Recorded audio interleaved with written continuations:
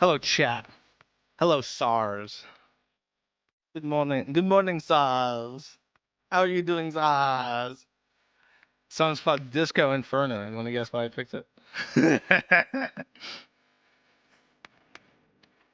Okay. Once again, the restream integration with Rumble is just horrific, and that's why it creates multiple streams every time I try to start it. So if you're wondering why that happens, it's because of that. And then Kick, of course, has Cloudflare interstitial pages for all VPNs, so that just breaks randomly too. It's really just a fucking nightmare trying to stream on the internet. I have some news, I suppose, in terms of my roundup. We have finalized the articles of incorporation, and those are going to be sent off today. They would have been sent off tomorrow or yesterday, but as it turns out, Jimmy Carter's funeral is like a federal holiday, which prohibits the postal service from running. So that will be done today instead. Pretty exciting, actually. Which is why I haven't been able to do a lot of things that I want to do because I've been working on this, but I'm getting around to it. I'm getting caught up. It's actually crazy how much shit I actually have to do. As soon as I touched down in the U.S. and I got sick, like everything is just like piled up, and there's like an endless to-do list of shit that I want to do.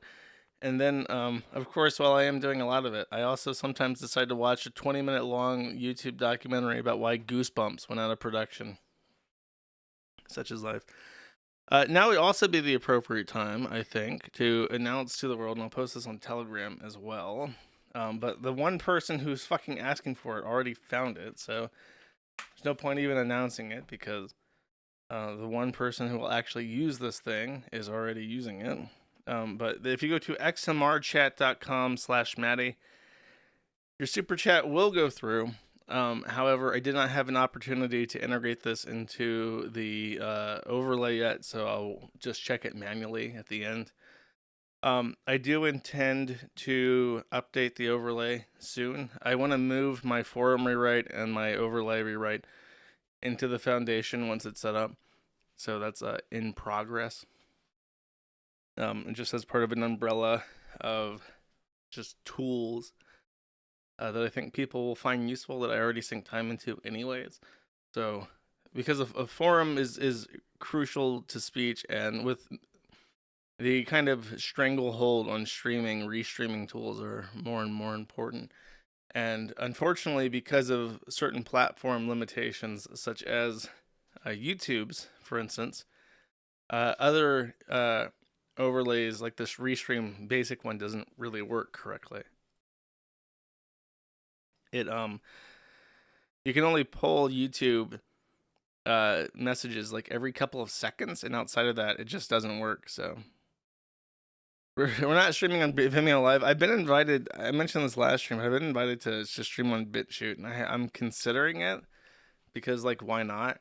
I guess the Odyssey people might enjoy BitChute because they don't like Rumble and they don't like Kick. Maybe they like BitChute. But people have warned me that the guy is British. I don't think that the platform's actually hosted in England, though, but I'll have to talk to him at some point and figure out what to do. BitChute kind of had its moment, and it already kind of fell to the wayside. I can't remember why Rumble's kind of keeping up with BitChute at this point, but I don't know. Making more work for myself? Why not? You know how much I love doing that.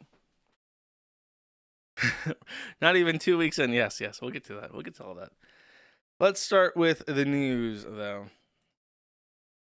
There is a Wired article talking about the takedown of TORSWATS, who, of course, was recently convicted of his crimes.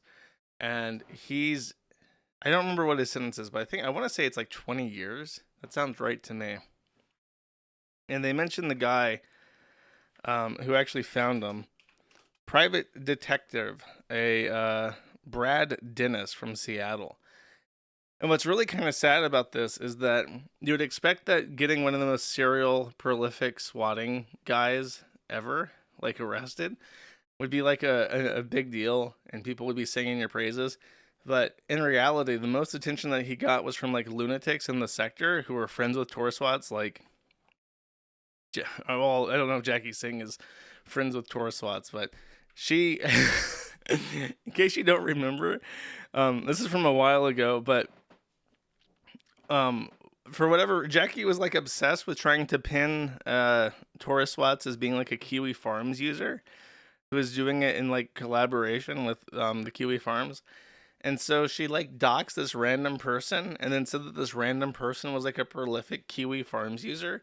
So when Brad Dennis like accurately identified who TORSWATS was, and it led to the FBI investigation that led to his arrest and conviction, Jackie came out and said like that this Brad Dennis guy is wrong. Brad Dennis is like a TORSWATS associate who's trying to like frame a random person.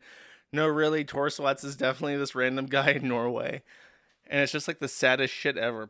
By the way, Jackie Singh, it's kind of like she's like a blast from the past, but now she's so contemporary. There are characters about her that are more relevant now. Something to be said about her capacity for her chosen career of cybersecurity and private investigation that's led her to falsely identifying people. And something about her character, not the color of her skin, but the character of her person, of her soul. It's really contemporaneously relevant these days. Yeah, her huge fucking her huge disgusting hands. That's exactly what I'm talking about. We really don't like people with large hands these days. The small hand people will rule the earth.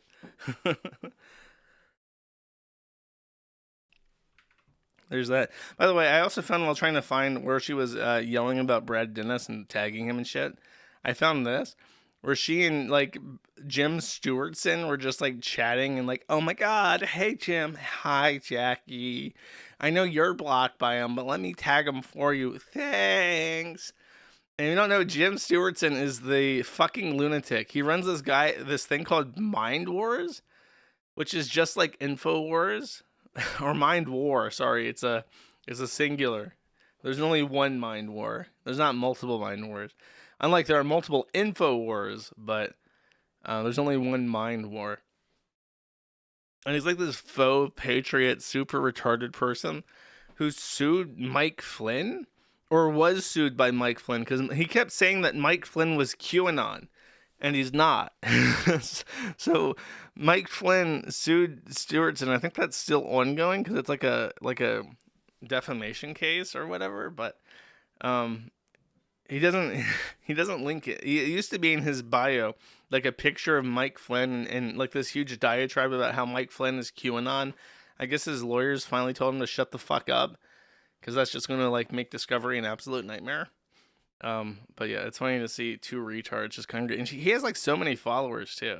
He's like all these followers, and he's like sucking up to Jackie because Jackie's the only person. Oh my god, Jackie has that many. What the fuck? Who's following Jackie? Who wants to hear what Jackie has to say? What the fuck? Crazy. It's crazy how that influence works. Shit. Oh well. QAnon to Sam Hyde. That's a throwback. Anyways, I just wanted to point that out. That actually, you know what? I'm gonna slot something out of place just because I want to bring this up, and I might as well do it now. This just happened, or happened recently. But Lucas Gage, who, if you don't remember, is like a lunatic. I can't remember his full story. I want to say he got divorced. Oh yeah, he did. Okay, so he's like I want to say he's a groiper. I could be wrong. He could just be like a general retard and not associated with groipers. I want to say he's a groiper. He really, really hates Jews. And he keeps getting pizzas delivered to his door. And it's like, just stop talking about it. Like, if people are trolling you by sending pizzas to your fucking house, just stop talking about it. They'll stop doing it because they're not getting a reaction. It's like the first thing that the police tell you if someone's harassing you like this. Stop fucking going on social media and talking about it. But every single fucking time that he does this, or that it happens to him, he does this. I'm sorry, KickChat just freezes randomly, probably because of the Cloudflare thing. I'm refreshing it. So he did it again. Pizza came to his house again, and he says, Rumble stream crashed. By the way, Yahoo demons are saying that I didn't get any pizza and I made it up. We Gentiles don't have to create hoaxes like you do. So he's still blaming the Jews for pizza. Oh, wait, that's his response to this one. This is the original tweet. Just got another pizza. Thanks to Jewish terrorists using X to harass my family, as my address is still doxed. Wait, I guess I'm right. Doxed all over this platform. And people think these pizzas are free. They're not. No Jew would send a free pizza to anyone. The entire point is to put the burden on you. That really is a sum of our whole society. We live in a stochastic terrorist universe where Jews send pizzas to you, and they don't even have the audacity to pay for them. You have to pay for your own pizza. Truly a nightmare. Better post about it on the internet. He never fucking learned. And by the way, like, since the TORSWATS guy got arrested, I had not heard of anyone getting swatted. Do you remember how common it was for, like, random people like Ricada and Medicare and Ralph? They were all getting swatted, like, all the fucking time. And since he got busted, like, who was the last person to get swatted? I haven't heard anybody get shit like this. Only Lucas Gage getting pizzas to his fucking house. By the way, this happened to me, too. People were sending pizzas to my house when I lived in Pensacola. I just contacted the pizza places and said, don't deliver for cash on delivery. Deliver if you get paid, but that's it. And it worked. I did it to every delivery place. So it happened once tops, but I contacted them proactively and it stopped. It's like, he doesn't even stop. Why? Why don't you just tell them to stop delivering cash on delivery? They'll put a note on your profile, bro. So I don't know. Maybe he does pay. Maybe like heckles them. Maybe maybe he's doing it to himself, right?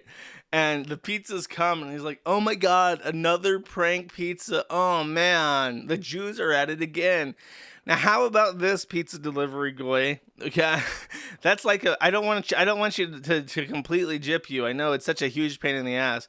How much was that pizza? $30. How about this? I'll give you $15 for that pizza, just so that you didn't waste your time completely. That's all I have. That's all the cash I have. And that way, he's getting half-price pizza for his family over and over again, at the expense of with the blood libel of the Jewish people. Maybe that's what he's up to. I can't. Just speculating here. It makes more sense than letting yourself get fucked over by retards on the internet over and over and over again and not doing anything about it and continuing to get trolled by posting it on the internet. It would make a lot more sense if he was just scamming pizza men.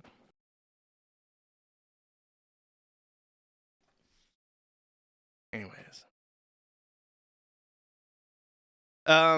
Justo has fallen. As soon as I saw this, I sent PPP a message. I said Justo had fallen, and apparently PPP wakes up at 3:00 in the afternoon. So the first thing he did when he woke up in the afternoon was check his phone and saw a message from me saying Justo has fallen. So that's how he found out. He, as a Canadian, discovered this from me. You're welcome, by the way. Let's see. The one thing I want to say about, I don't really care about Canadian politics. They will be the 51st state. Actually, no, that's not true. It'll go like this. Here's how I'm predicting it. Greenland will accept the American proposal of annexation.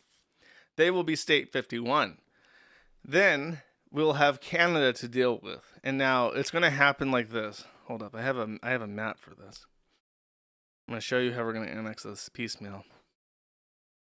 Okay, here's a map. Of the world, actually. Soon the United States, right now the world. That's a really, really ugly state in Russia. Why is the entire continent of Russia? I guess you got Tanatuva over there, but it's like a big-ass fucking whatever the fuck that is. Anyways, so what they're going to do, more map fun for you guys. I know you like this segment. So we're going to take Greenland, 51. Alberta, 52. Now you imagine a map of the United States with Alberta. You got like this hard line and it comes up here, up there. And then you have like this awful fucking like tumor just stuck to the head of the United States. we'll do it. But then the map gore will be so horrific that British Columbia will be like, we can't just like leave it like that. That's awful. That's horrific. There's going to be an international checkpoint between British Columbia and Saskatchewan. So there's going to be like a trucker having to go all the way up to the Northwest Territories and down to get to Vancouver, or have to pass through American checkpoints to get to it. Like, that's not going to happen. So the British Columbia will be like, okay, well, that's really terrible. We're not going to accept that. So they'll join. And then it will take, maybe these guys will want to join next, because whatever. They don't even know. I think they're just like Eskimos and shit. Who the fuck lives in Tukatoyaktuk or Inuvik or Taoloyak? If we just like change the flags from the maple leaf one to like the United States flag, they wouldn't even fucking know. They would have no idea what's going on. Like, to those people living in Kugluktuk, like, that's basically as if the sun just started glowing pink for a day. They'd be like, well, that's fucking weird. I don't know what the fuck that means. Whatever. I can't do anything about it, so who cares? We'll just take it. Nobody will even notice. And then we'll have this rump state of Canada. Manitoba, Ontario, Quebec, Newfoundland, Nebraska, or New Brunswick, and then Prince Edward Island. And then we'll take Ontario last. We'll have to do it bit by bit and deport all the Indians as we do it, but then there'll just be this rump state of Ontario that's left. And we'll lock Justo there, and we'll close the airspace so that Justo can't escape, and we'll just have Ontario be left, which unfortunately means that isn't that where what's his face lives, PPP and Andy Worski? They'll just be stuck there. Sorry, bro, we're taking all the good parts. We're leaving Ontario. Nobody wants to live in Ontario. Sorry. It didn't have to be like this, but we need the Hudson Bay. We need more warm water access. It's true. Annexation is just the will of the people. Anyways, I happen to know somebody who's an attorney, and this person told me that at some point in his life he worked for a Canadian mayor named Rob Anders. And he sent me this link of Rob Anders being roasted, MP, not a mayor, an MP of Canada called Rob Anders from 10 plus years ago. So he sent me this link of this video of Rob Anders being roasted by an old Canadian program called the Mercer Report. And apparently Rob Anders had a real faux pas. He said something really, really stupid, but I'm going to let the Mercer Report explain what he said. This is a 12-year-old video, by the way, 12 years ago.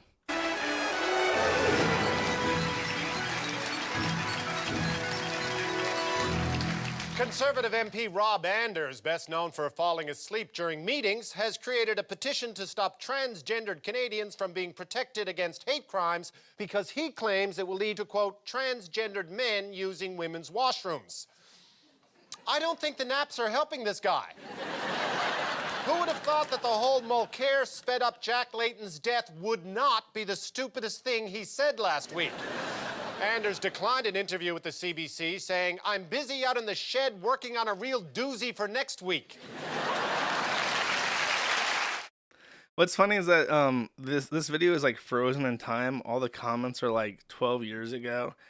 And they're all like, oh my God, this guy is such an idiot. That would never happen. And then it happened. And now there are men in women's restrooms everywhere across the entire world. What did Rob Anders know? How did he know this? And will that Mercer faggot repent? Will Mercer personally get on his knees and bow down to the very floor and apologize to Rob Anders for the slights he has committed against him? We can only hope so, chat. We can only hope so. Link the video. Just called RMR MP Rob Anders comments from the Mercer Report. I'm not gonna. I'll post the video in the archive, I guess. Okay. So I heard there are some fires in California, chat. I wonder how many houses have been destroyed. It's over 9,000! What, 9,000? There's no way that can be right! It can be. It can be, anime fans. If only the fire department is defunded and there's no water in the emergency water tanks, because apparently California diverted all of its fresh water into the ocean to protect a species of smelt that's like already extinct. Apparently this is what's happening in California. So the Palisades of Los Angeles have burned to the ground. I'm assuming some were good people, but I don't really care. We'll dive into this deeper. Unfortunately, the Hollywood Hills are also affected. So the media has focused, since they can't focus on the actual tragedy of this and how fucking preventable it was, and how they knew that there was a dry spell going on for 8 fucking months, and they had time to prepare for fires, but they actually defunded the fire department in that time. Because they can't focus on that, because the mayor is Democratic and the governor is Democratic and one of the most Democratic strongholds of the entire country, with some of the most wealthy and successful people that have ever lived. Instead, let's focus on how sad celebrities are. Here's Ben Affleck watching a wildfire near his mansion. He's very sad. Millionaires trying to offer private fire brigades to protect their homes. The list of stars that are... Oh, wait. What the fuck? Why are you going to do this to me? There you go. James Woods. Gone. Spencer Pratt and Heidi Montag. Gone. Steve Guttenberg. Gone. And Ben Affleck. Gone. So that's what... That focus on that. The sad celebrities. Don't focus on how fucking easily preventable this was. LA Mayor Karen Bass, by the way, was the woman responsible for cutting the fire department for $17.6 million, which was redirected into the LA Homeless Fund, which is actually twice, almost twice, of the budget of the fire department for 2023 to 2024. It was $1.3 billion for the homeless, $837 million for the fire department, which was slashed by $17.6 million in the driest period that LA has experienced in, I think, multiple decades is what they reported. Quite a blunder. But where is she? Oh, she's in Ghana. At the exact moment that LA was on fire, the mayor, Karen Bass, I think it's Bass, not Bass, was in Ghana for some weird African religious ceremony. So when she gets home, the reporters are on standby, and hopefully LA Mayor Karen Bass has some things to say about the predicament LA is in. That mayor, Karen Bass, when pressed by reporters, didn't have a lot to say. Watch. Do you regret cutting the fire department budget by millions of dollars, Madam Mayor? Have you nothing to say today? Can you back up, I appreciate it. Have you absolutely nothing to say to the citizens today? No apology for them? Do you think you should have been visiting Ghana while this was unfolding back home? You had a long... Fox News actually cut that clip for television. It goes on and on. She's just standing there looking dumbstruck, and the British guy's just like, have you had anything to say, Madam Mayor? Madam Mayor, have you prepared any statements for us, Madam Mayor? Madam Mayor, what about slashing the fire department budget, Madam Mayor? Madam Mayor, have you have anything to say? Like, it's going on for like 4 or 5 minutes for whatever reason. She's just like speechless, like eyes wide, like a Californian smelt flapping around on the beaches, completely helpless. It was actually a real sight to see. So that was fascinating. However, let's take a look on how this is impacting some of the more important people to us. I am, of course, talking about retards on the internet who are not famous. In this instance, retard Adam. My brain just sees truants these days. Amanda Winn Lee says, had to evacuate in the middle of the night due to wildfire. We and the dogs and cats are safe, but we had to leave the tortoise behind. But his burrow runs pretty deep underground, so we hope he'll be okay. As long as my family is safe, I don't care about the house. And then Amanda reports, our house is gone. So I don't know, chat. I'm not like smart. I'm like a real fucking retard, chat. Can anyone tell me what the odds are of a tortoise surviving a raging wildfire that's like 2,000 degrees? Is it possible that his burrow was deep enough not to be cooked inside of the terrarium? I'm gonna guess no. I'm gonna say that turtle's fucking dead. I'm gonna say that if you really, really wanted to, and if you had actually prepared ahead of time, you probably could have gotten the tortoise's terrarium inside your vehicle. Or hell, just fucking take him with you, I guess. Just put him in a little bucket. I know they have to be warm, but you can put like a heating blanket under it in an emergency. It might kill him, but he's for sure dead now. So that's what Amanda did. But who is Amanda, chat? Who is it? I've never heard of her. Apparently, she actually has a little bit of a history on the forum, mostly relating to Kick Vic, because she is a voice actor for anime dubs. No, that's not an edit, and no, that's not a tranny. That's a real picture. Also, coincidentally, friends with Brianna Wu. On that note, let's take a second to look at what work she's done on IMDb. This was her some time ago, I imagine.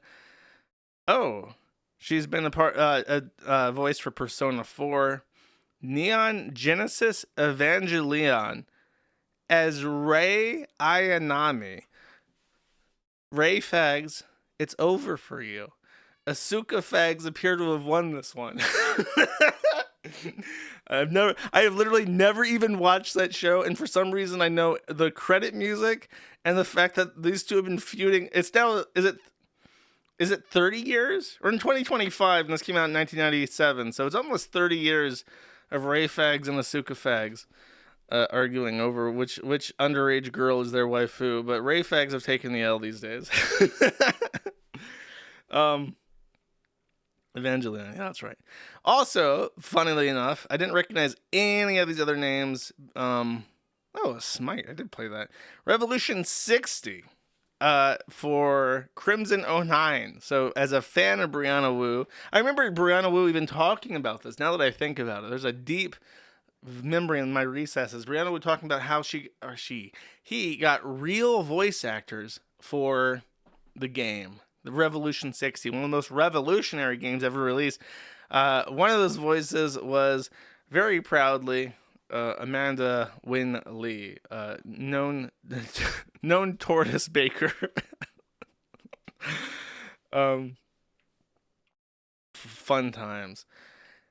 And finally, the judge in the New York City case was expected to give a verdict in the sentencing of Donald J. Trump, who was found guilty of like a not crime of what they're just calling hush money, because there's not really like a statute or a name for what they're accusing him of. So he is set to be president on the 21st, but they could sentence him earlier. And since the sentencing was on the 10th, everyone suspected this was New York's last chance to save democracy. They could incarcerate President Donald J. Trump before his inauguration, thereby holding him in a cell for some length of his presidency, saving democracy.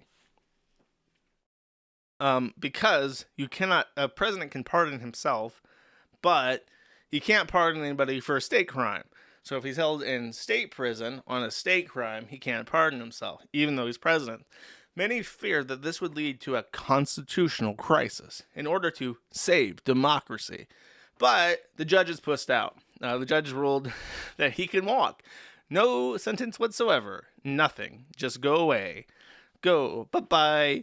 Bye-bye. Leave. Nothing happens. No fine, no penalty, no jail time, nothing. Just please go away.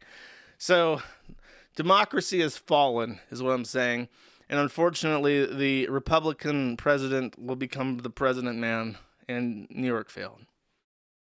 Tragic and dark times, Jet.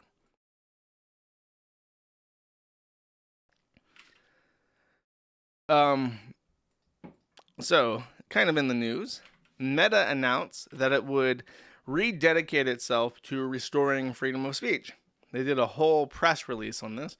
But more interestingly, the Zuck came out himself and recorded a video of him in very casual clothing, like a $10 shirt from Walmart, his hair obviously wild and unkempt, and a $900,000 Swiss watch. The kind of thing that the working man using Facebook to keep in contact with his family would wear, so he can relate to them. So this is what he says. He loves free speech. Facebook was designed to be free speech as a pillar of what it stands for. He has decided that the third-party fact checkers that Meta was using to fact check shit on Facebook, not only did not actually encourage any public trust, but actually devalued public trust in the system, and then third-party fact checkers altogether. So all of them are being removed. I used the word disintegrated because I wanted to say like unintegrated, but disintegrated sounds better. It sounds like Mark Zuckerberg is taking out like a meta laser and is like zapping all the fact checkers into like a pile of dust. So they were disintegrated from the meta meta policy system. Very specifically includes that their policies to provide inclusivity have backfired, specifically calling gender issues, as outlined in their inclusivity policy, as being outdated in political discourse.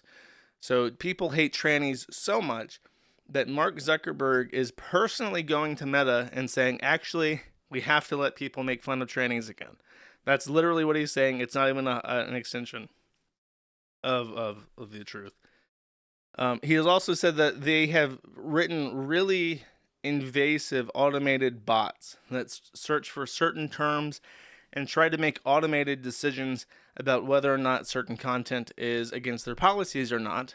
And he has decided that he's going to roll that back and require a human report before any moderation action is taken on any content that they don't believe is illegal. So they're saying, yes, we have these rules, but we're not going to do anything unless the content gets reported by a real person first. And then if it's against the rules, we'll take it down. So you can do anything against the rules so long as nobody in your audience is actually offended enough or cares enough to bother to report it. Which, interestingly, is effectively the rule on the KiwiFarms. Like, as long as nobody reports your shit, I generally don't give a shit about what people are doing or what they're up to or how they're choosing to use the site. So that's very funny to me personally. He's said also that they've tweaked the algorithm over time to try and remove political discourse as much as possible from feeds. And they've decided that they don't want to do that anymore. And they're going to start pushing more politics, which is interesting because I feel like this is a thing that people complain about, but that they don't actually want. My theory is that people will say, oh my God, when I open Facebook, I see nothing but political bullshit. Donald Trump this, Kamala this, Joe Biden this. Who TF cares? I just want to see kittens.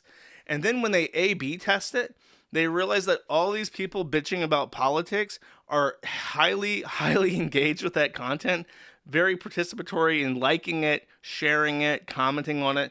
So they realize, like, okay, yeah, we removed all this shit because people bitched about it. But those people bitching about it are bitching about it because they dedicate so much of their own time engaging this content. So fuck it. We're going to give the pigs their slop. Here's your fucking slop, pigs. Here's what you fucking actually want. I know you think that you want apples and celery, but no, you want the slop. So here it is. That's my theory on that. And then one thing that he said that made me actually laugh out loud when I heard it is that he said he's going to move their human review team for moderation policies out of California and into Texas. So all the Jannies hopefully are getting left behind and just are suddenly unemployed in California. And maybe the best and brightest get moved to Texas, but they're apparently hiring people in Texas. When he said this, I genuinely did a spit take. I laughed. And then he also said that he will work with President Trump. I think there was some other sentence tacked onto this, but it's very obviously a money thing. Like, our engagement's low on this platform. Since Facebook is so poorly engaged, why don't we just try changing it? What do we have to lose, right? It can't hurt us to be more permissive, right? So Let's show more political shit that people obviously want. That's good for business. Let's pander to the working man a little bit. Let's talk about Donald Trump a little bit more fairly, because I don't know. I guess the liberals don't use Facebook so much. Grandma does. Grandma likes political slop, so it's a money thing. But I like to see it. What can I say? Zuck on a tractor. Hey guys, just farming some crops. I've got big into farming recently. Here I am farming my crops. Yeah, the corn looks good this year, don't it? Corn looking really good, actually. That's why I got this John Deere to harvest my crops as a farmer. That'd be pretty based. Mark Farmerberg. Oh God, you just reminded me of something. Let me find this. I forgot to include this. Someone sent it to me and I still fucking forgot it. There we go.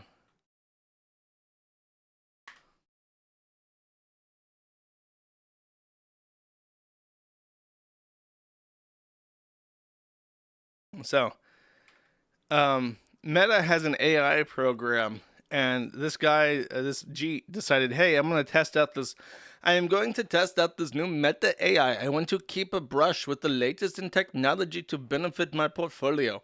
So he signs up to Meta AI, clicks all the privacy agreements without reading them, and whoopsie doodles, he accidentally signed away the rights to his own fucking face. So now when he goes back to Instagram, he sees pictures of himself generated by AI. Imagine yourself reflecting on life in an endless maze of mirrors where you're the main focus. Imagine yourself. It's the same thing. It's just like a different thing. So I imagine what they're going to do eventually is they're going to be like, when they sell this technology, it's going to be like, it's going to be like a picture of you, but like really fit. And they're going to be like, Ozempic, what have you got to lose? It's going to be like really mentally tortuous to midwits and lower. And they're just going to be like, oh my God, I have no choice. I could be living my best life. So I have no ass and I must be. That's right. So this is the future that Zuckerberg is bringing us with the other hand. On one hand, he has the olive branch and the dove. And on the other hand, he has like a knife to stab us in the fucking neck with.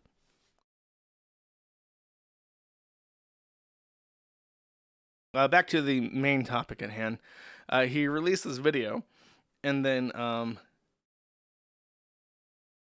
the EFF came out of their slumber to applaud this movement. They said, we applaud Meta's efforts to try and fix its over-censorship problem, but will watch closely to make sure it is a good faith effort and rolled out fairly, and not merely a political maneuver to accommodate the upcoming U.S. administration change.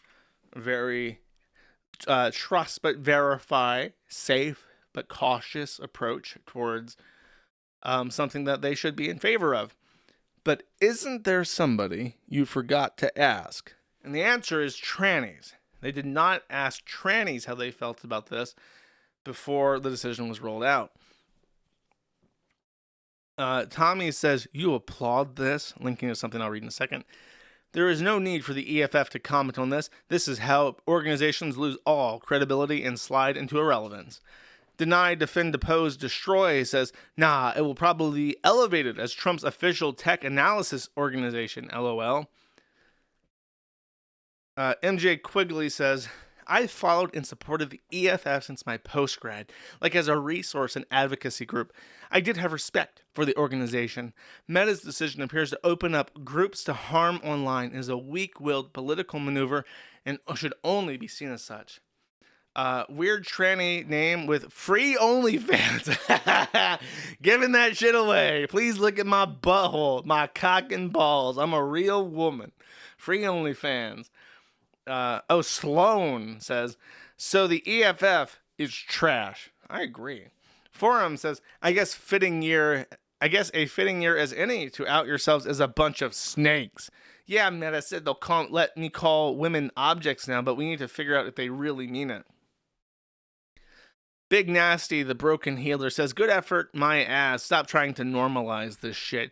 You will watch closely as they set things up to allow specific groups of people and just them to be called mentally ill. EFF for embarrassing fucking fools. And this is the issue that they have in. Lydia Rose, a tranny, says, fuck you. So this is the updated segment, I think.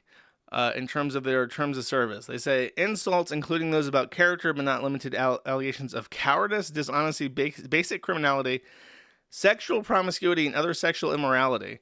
Mental characteristics not related to allegations of stupidity, intellectual capacity, and mental illness, and unsupported comparisons between protected class groups on the basis of inherent intellectual capacity. But then they added this to be based. You ready?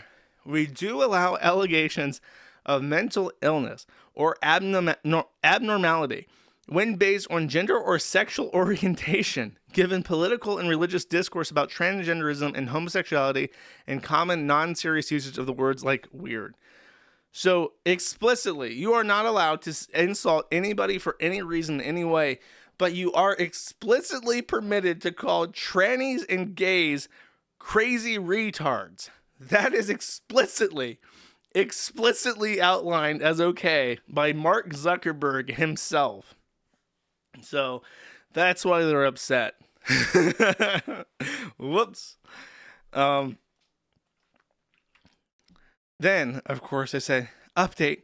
After this blog was written, we learned Meta revised its public hateful conduct policy in ways the EFF finds concerning. We are analyzing these changes, which this blog post does not address. And then they follow up a couple hours later by saying, by the time, this is on gay Twitter, by the way, by the time we shared this statement, the conversation had understandably shifted towards Meta's dangerous new content policy. It was a mistake to project good faith onto the company, which quickly showed it was not deserving of it. For a full analysis, see the EFF. Well, let's see what the EFF have to say about their new content policy, which we just decided was based in Red Pill Chat. First off, let's see. There's some things I want to say here. It was our mistake to formulate our response and expectations on what is essentially a marketing video for upcoming policy changes before any of those were reflected in documentation. Specifically, Meta refers to this top that I think... Wait. These changes reveal that Meta seems less interested in freedom of expression as a principle and more focused on appeasing the incoming U.S. administration. I like this part, too. A concern we mentioned in our initial statement with respect to the announced move of the content policy team from California to Texas to address appearances of bias. Meta said it was making these changes. So the Texas thing, I'll just get that out of the way first because it's weird. They explain that what they're really concerned about in regards to freedom of speech is limiting access to abortion information. We got to teach people how to get those boardies, how to give themselves boardies, how to travel states to get boardies, safe and effective boardies. And moving the California team to Texas, not a good look, Chief. As they say here, Meta's symbolic move of its content team from California to Texas, a state that is aiming to make the distribution of abortion information illegal, also raises serious concerns that Meta will backslide on this issue, in line with local Texan state law banning abortion, rather than making its improvements. So that's their main concern. They even complain about where the staff are being relocated because of how it will impact the distribution of how to give yourself an abortion on fucking Facebook. We desperately need there to be self-help guides on how to get abortions on Facebook. If we don't have how-to guides on abortion on Facebook, how will people get safe and effective boardies in Texas? It's really a dystopian nightmare, Chad, if you really think about it. So then on top of that, let's see. There's the three things that I outlined in this. Hold up, let me remember what they are.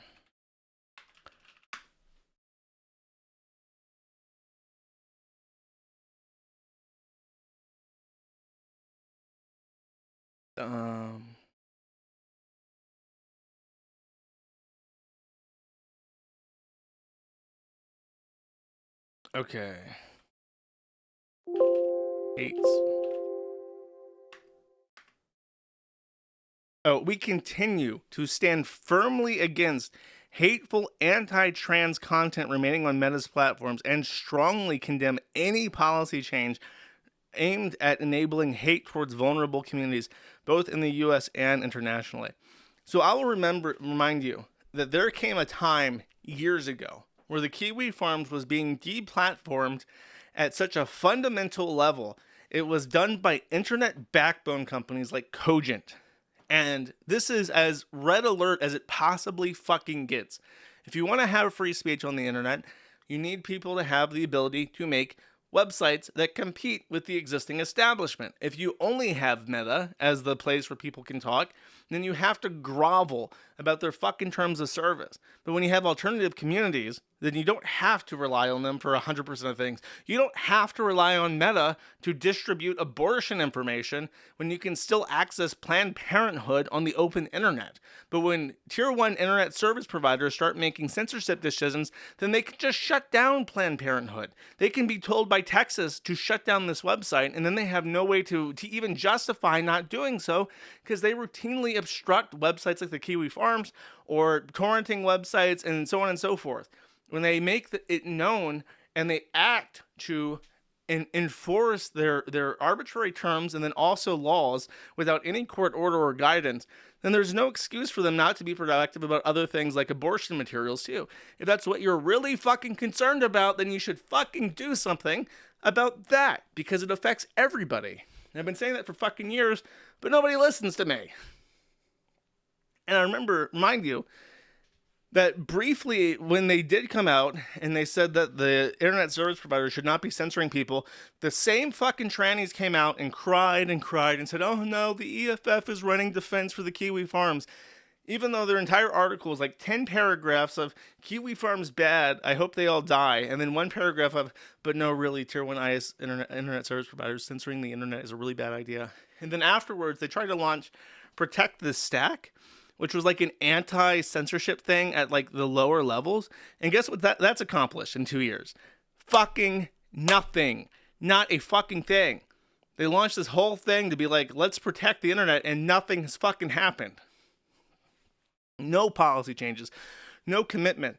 And this is the EFF sucking is why, a big reason why I decided to go for a 501c4 as opposed to a 501c3.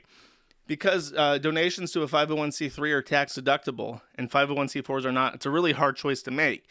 Like, more people will donate more money if they can write it off on their taxes. But at the same time, you look at the EFF and you look at how little they're able to do. They can't lobby, they can't talk to their congressmen, they can't encourage people to do the same thing. They have no teeth. They have no ability to effectuate the change they want to see. And they're increasingly irrelevant. Especially because they're a captured institution ran by trannies. So we went with a 501c4 specifically so I can lobby. I can pay somebody to annoy people in government. I can do it myself. I can tell you guys how to do it. That's the point. I can maybe even buy stock as an entity and use that stock to file shareholder suggestions to annoy the fuck out of people. I can do that stuff. You can't do that stuff as a 501c3. So that's part of the decision there. And there's one other thing. Oh, the fact checking. Oh my God. Flawed approach to moderating misinformation with censorship. Misinformation has been thriving on social media platforms, including Meta. As we said in our initial statement and have written before, so at least twice, Meta and other platforms should use a variety of fact-checking and verification tools available to it, including both community notes and professional fact-checkers, and have a robust system in place to check against any flagging that results from it. So they're like, no, the EFF, which should support shitposting as an art, because it is. It's a speech-related art form. Says, no, we need our professional fact-checkers to fact-check the heckin' chuds. What are you doing, Zuck? You're fucking up big time, bro. So by the way, I didn't even mention this, but the fact checkers came out and they fact checked Meta's statements that the fact checkers were retards and that people don't trust them by saying, no, Zuckerberg child, we are actually highly respected and esteemed fact checkers, and our fact checks are factually accurate. But the Meta apparently was such a big integral part of the budgets of these organizations that they're now like scrambling together to figure out how they're going to make ends meet now that Meta has told them to go fuck off. And Meta telling them to fuck off is a big deal because it signals to the industry that third-party fact checkers not only not valuable, they're an active detriment to how your community evaluates their relationship with you. Fun, chat, fun. And one more teensy tiny little news update in the Troon segment. The judge, a federal judge from Kentucky, of all places, has scrapped Biden's changes to Title 9, reversing expansion of protections for LGBTQ students.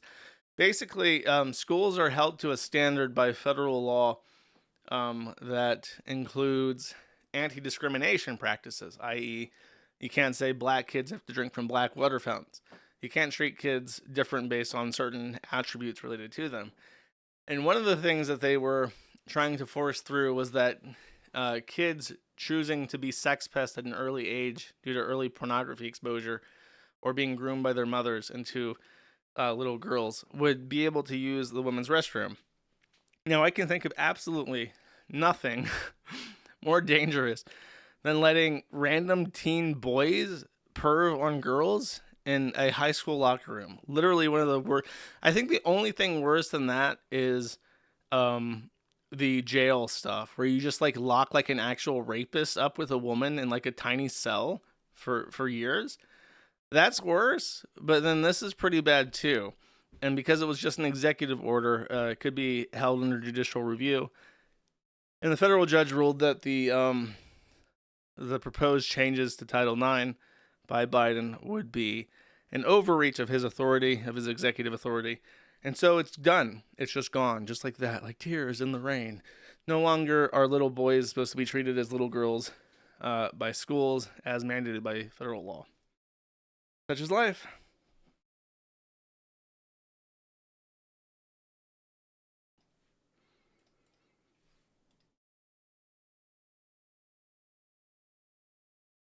Next. So this person is named Lilac, I want to say, and they joined the forum to complain because they're friends with Liz Fong Jones. Liz Fong Jones, of course, who, if you don't remember, was credibly accused of sexual assault to the point where he had to go on Zitter and say that he did not actually rape anybody, it was just dog hair.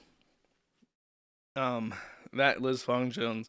His friend Lilac, also a tranny, joined to complain that the KiwiFarms is the lowest of the low because people on the KiwiFarms said that Lilac was a man and not a beautiful transgender woman, as he had come to expect, in part because the owner of Incelsis referred to Lilac as a she in this post.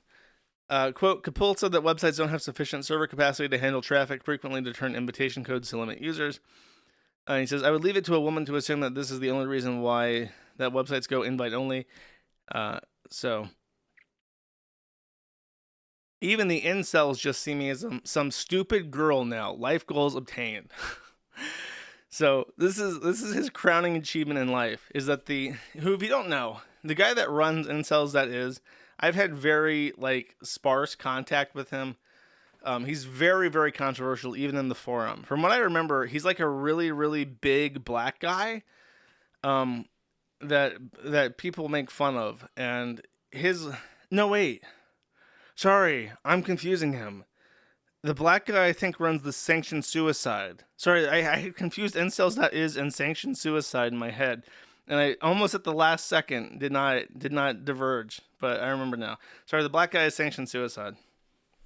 I don't know who runs Incelsis. I think I did try to give him a reverse proxy once through 1776, but it didn't happen, or it didn't last for too long. So, yeah, our sister communities. It's the big three: KiwiFarms, Incelsis, and sanctioned suicide. I think one leads to the other. I'll let you guys figure out in what order. No, I'm just kidding. I have no relationship with either of them. But the guy that runs Incelsis, I probably just not even thinking about it. Probably just like heard that it was a woman in the report, and we're like, whatever. This is just another stupid woman. You know how women are, chat. The incels know better than everybody else. So he said she, or a silly girl, and he was like, "Oh my god, wait, hold, I gotta hold back my sleeves. That's so gender euphoric, chat. I'm a stupid girl." And then joins the forum to be like, "Hey guys, the Incelsis guy, he's calling me a woman. Shouldn't you be calling me a woman too?" To which my immediate reaction upon seeing a picture of his face was this: "What psychoactive medications are you on?" He happily replied, because I am presumably the only person to ever ask him about his medical issues, immediately replied and said that he's on zenlafaxine 150 milligrams, which from what I remember is an antidepressant.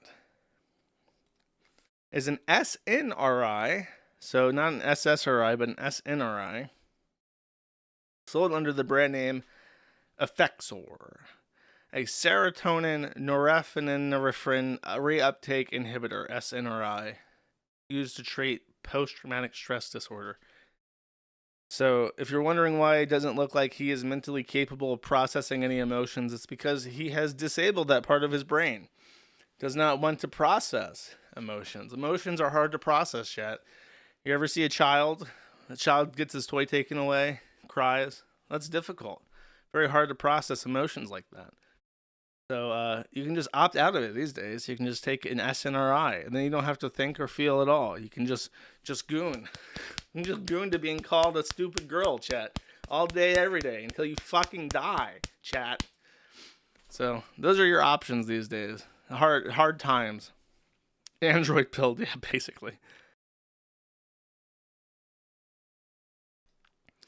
Zenlafaxine is a motherfucking hellhole to detox of. I had to take it a small time after my dad died and never again. That sounds pretty fucking harsh.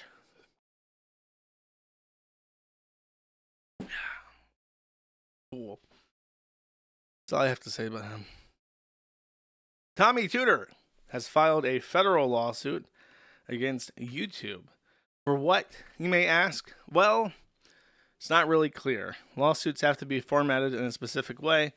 He did not really format his in a specific way, but he alleges that 3 different A-log channels of his on YouTube were left up, despite his many, many attempts to get them reported and taken down. So he is suing them for, I believe,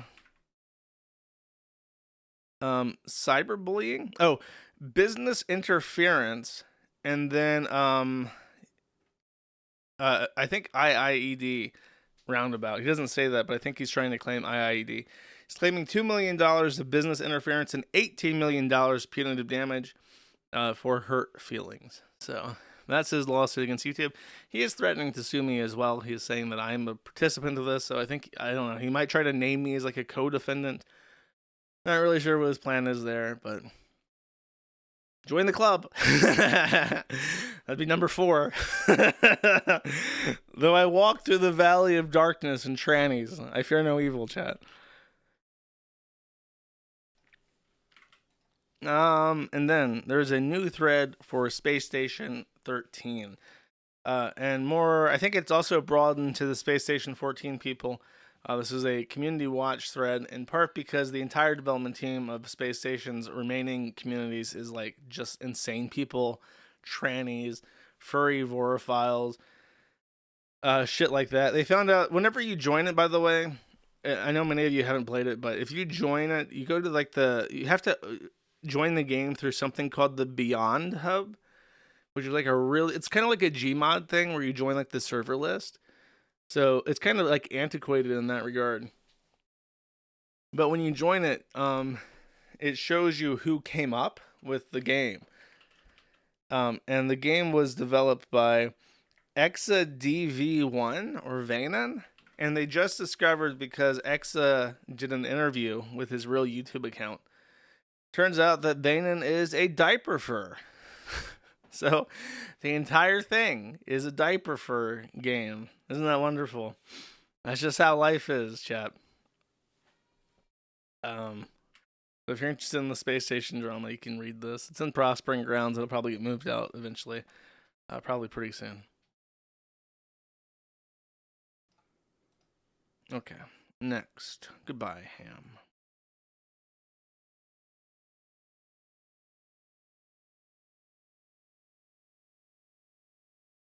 Okay. Before I begin with the proper LOLCOW segment, I will tip my hat, my fedora, to the LOLCOW of the Year vote. There's many different categories that, like I said, they didn't provide like a copy-paste form for the different categories, so most people didn't vote in the whole category thing with an actual post. But this is what actually did get, these were the mail-in ballots, basically. So, main forum. King Cobra JFS won. In the Community Watch, Blue Sky beat out the Roblox drama. As far as fat women go, Anna O'Brien won by quite a lot. Animal Control, Herbert Huahaha. I don't even know who these people are. I'm going to be quite honest with you. In the different internet groups. Patrick, and that's an easy one. Patrick S. Tomlinson wins again, Stalker Child. In the tranny boards, Liz Fong Jones won by quite a bit, actually. And then in the new segment, Jessica Boyle. That's surprising, actually. Jessica Ann Boyle wins the fresh meat category. Well, I'll circle back to that in a second. Of the dead LOLCOWs, Gonzalo wins by a huge fucking margin. And then the people who got phone book the hardest, Ian Valdez Felton. His last name is Felton. That's funny. And then of all the big content creators, obviously the Coke stream won. I think this was a single thing that was created. So the horse porn stream by Vaush, the Coke stream by Ricada, which won by a margin. The Destiny blowjob video was a close second. Well, not a close second, but it was definitely running up. The Bomb You video, I think that was the t-shirt guy. The Fuentes spray, Bossman Smash, Tube acting. Okay. That's pretty in line with what I imagined. This guy is a simp for Alyssa Mercante, and he got himself banned off Zitter because, as a part of, dude, I gotta be real with you. Based off what I've seen, I think that Alyssa Mercante is guilty of stochastic terrorism because she heartlessly included the public information. She doxed Smash JT, if you want to be honest about it. I think that could qualify as a doxing, chat. Alyssa Mercante included his information, doxed him, and her simp, if you can even imagine that such a troglodyte would have simps, got banned off Zitter for reposting his docs cruelly, harmfully onto Zitter to cause him pain and anguish. Really shocking to see this behavior from Alyssa Mercante. Ever being honest, chat. Okay, and this I'll just let this play because this was like retarded. Okay, I want you guys to enjoy this. This guy's like my is like a pet because every time it doesn't happen. Why the fuck did this go backwards? Is YouTube like this fucking broken? Okay. I like Styx because it's like he does something real fucking retarded every so often, and what he does is like profoundly fucking retarded, even for him. So let's hear what he has to say. All right, everyone. About 24 hours ago, the deputy DA for New Orleans Parish decided to blow his head off in his own office. That assistant DA happens to be the one that was involved in his case. He is being charged with battery in New Orleans, for beating a woman. I believe it was caught on video even. So he's facing those charges down there, and his assistant DA that is presiding over this, or is responsible for the charges, died by suicide, as they like to say. I have nothing further to say about this. Very, very sad now, isn't it? I did want to talk about chaos magic, though. Chaos magic is the concept that you are generating energy. It doesn't have to be negative, necessarily speaking. It can be quite protective. And you're launching it at a non-specific target, so to speak. That is that the energy that is generated partially in the form of ritual, potentially, partially in the form of meditation, simple mental focus, and so forth, goes forth and does its job. The idea is that it's sort of like, imagine that ritual magic is like firing a rifle, so to speak. We're going to use a physical metaphor for it. The rifle is very accurate, takes out an individual target. It's very, very targeted. Let's say that you utilize, though, a shotgun. Well, I mean, if you fire it at intermediate distance, you might hit anything. It's not exactly sure necessarily the accuracy is much lower. The power is still high, but the accuracy is lower. Chaos magic, in my personal black magic practicing experience, is exceptionally effective at eliminating persecutors and people that are corrupt and so forth. It will not work against those that are actually being genuine. It will not work against those that are being good people. I mean, good in the general sense. So they're not trying to do harm or anything like that. It's ineffective against them. What it will do, though, is it will tend to hone in. And in that way, it's a little bit more like a homing missile, I suppose, on those that are doing evil, those that are being corrupt.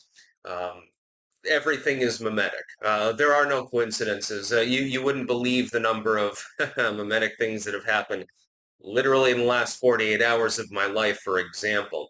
So unfortunately, he decided to off himself. It's not immediately clear why he did. It appears self-inflicted. This was the other day, just before I actually came here to New Orleans. It's not 100% clear what the reasoning was. I think that the thought is that it's combined with the New Orleans, like the Bourbon Street attack. So maybe he got overloaded. He got too stressed because he's like, hey, shit, I've got 1,000 different reports that I have to deal with because a bunch of people died. Maybe there was a lawsuit impending or something like that. Maybe he just went crazy due to the stress of his job. I can imagine he was a young dude, younger than me. He was only 34 years old.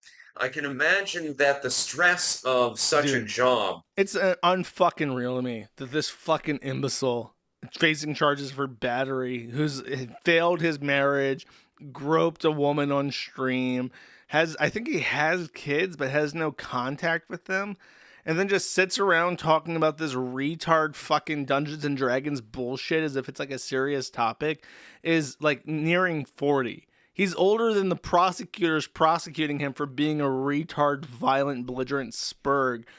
And he's like, this is just the state of his life. Probably it just fried him out. He just got overloaded. That would be my best guess. And so he just decided he's going to kill himself.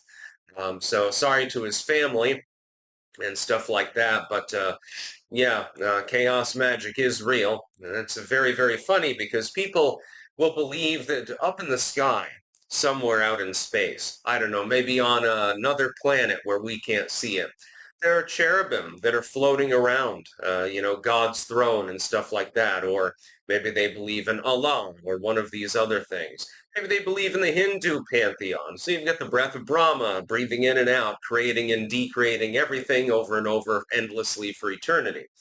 They'll believe in that. And many people believe in things like angels. But they don't believe in demons. They don't believe in spells. They don't believe in magic. Incantation? No.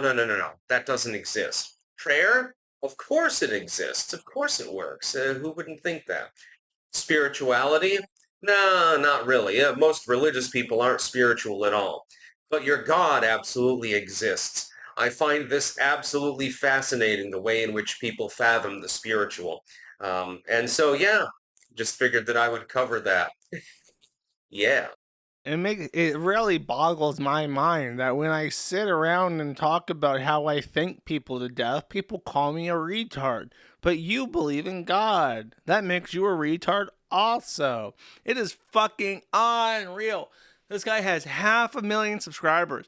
500,000 people thought this guy was so worth listening to. They clicked a button to hear more of his shit. And this is what he pumps out. He just sits around collecting super chats being like, well, God is bad. Yeah, but I believe in magic and shit. Yeah, I'm 40 years old. Yeah, I have a failed marriage. I have kids that I don't see. Yeah. There was a winning comment, I think, down there. Kramer Ika 962 says, why didn't you use chaos magic to keep your marriage together? One day all that chaos magic's gonna fucking come back and bite him in the ass, I have a feeling. Okay, and this, I've not seen this, but I want to play it. It's a minute long, so apparently it's funny. Let's check it out. Context. So I had never lived in the city before. I grew up in a suburb and I didn't leave my house that much. So it's one of the first nights on my own. I look in the fridge and I do not see objects that usually are in the fridge. And all I can think is I gotta have my objects because I don't care if it's the middle of the night. I gotta have that object even if I do get shivved. So I look up a place that's open at 1 a.m. and I barely clutch some groceries. And on my way home, I'm the only one at a red light that's lasting like 2 minutes. And at the side of my window is a woman wearing a big coat, and below her is a not-so-big coat. A thong, you might say. Now, I'm not one to make assumptions, but then she said, you want to have fun, big boy? And at that point, yeah, I think you make an assumption. Now, I immediately start sweating very nervously. I grew up in a very God-fearing household, so I wasn't prepared for this situation. Now, it's the middle of the night. It's pitch black. There's just this woman, and there's enough cars that I can't justify doing the turn. So I'm kind of just stuck here. And like with a 5-second pause, I'm thinking of what I'm supposed to say. And I didn't do this as a joke. This is just how I responded. On instinct. I turn my head a perfect 90 degrees. I lift my arm and I say, no, no thank you, ma'am. And then the moment it turned green, I floored it. And that's when I realized, wow, I am really fucking white. That is my brain's fear response. They say you know a man's true character when he is in crisis. And my true character is I am lame as shit. Now you may be wondering, why did I tell you all that? This video is sponsored by Adam and Eve. Go to adamandeve.com/Goobus to get 4 toys for $20. He's sponsored by like a sex toy shop for real? That's crazy. So he wants to make money from a sex toy shop for his 1.6 million views. And they're like, okay, well, we're trying to sell butt plugs and dildos and lingerie here. So do you have like a sexy story that you can make a YouTube video about? And then this guy like combs the annals of his brain and he's like, well, one time I did get awkwardly propositioned by a prostitute and I said, no, thank you. And I drove away.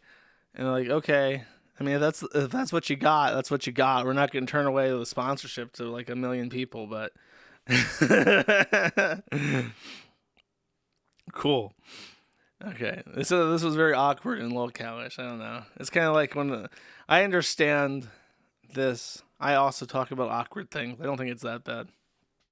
But it was only a minute, so I thought, I'll take the risk, chat.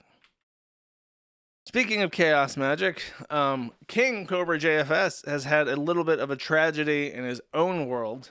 Aaron Valentine has killed himself. Aaron Valentine, also known as Homeboy Aaron by King Cobra JFS aficionados, apparently took his own life. From what I understand, he was a serious alcoholic, really bad drinker, and that probably has something to do with why he decided to end his life. King Cobra did respond to this with a 20-minute long video that I cannot play for you because it mentions suicide. Therefore, it's double, triple locked on YouTube. You not only need an account, you have to press a button to confirm that you're willing to see topics about suicide. So I can't show you it. I didn't even watch it, to be quite honest, because it's 22 minutes. I know what King Cobra's like. I imagine that he's sitting in a chair drunk and he's reminiscing and saying wildly inappropriate things. From what I gather, that's correct. In particular, Cobes seems to humble brag that he's not as bad of an alcoholic as Homeboy Aaron was, and repeatedly toast to him while drinking in his memorial service, because I guess they both liked alcohol quite a bit. He made it about his trolls, I see. Okay. So Cobes didn't have the level, the aptitude required to pull off a what would you call it? What is the thing where you say like something about a guy that's like dead? To be appropriate. What is it? What's that word? Eulogy. He couldn't give a eulogy. To be quite honest, if I had to pick someone to deliver a eulogy, it would not be King Cobra. He can't help himself. And then, okay, this was a last-second edition. I have no idea what I'm in stock for, but I love making fun of this guy. So, actually, I don't, because I always think that Rev Says Desu is short fat otaku, but apparently it's not. Apparently, he got into a fight with a VTuber or something. I thought this was short fat otaku getting made fun of, but now it's. Can someone help me? Because isn't short fat otaku also called Rev? No, he's called Dev, right? His name is Devin. How different are they? Is anyone familiar with both short fat otaku and also Rev Says Desu that can give me a rundown of how similar or not similar they are? I have to properly ascertain like how embarrassed I should be if I confuse them in the future. He's a lolicon. Okay. He has a wife that does ASMR. He is fat. No, Dev is fat. Dev's a communist. Rev, it says the two are vastly different from different spheres. Okay. Okay, let's see what this says.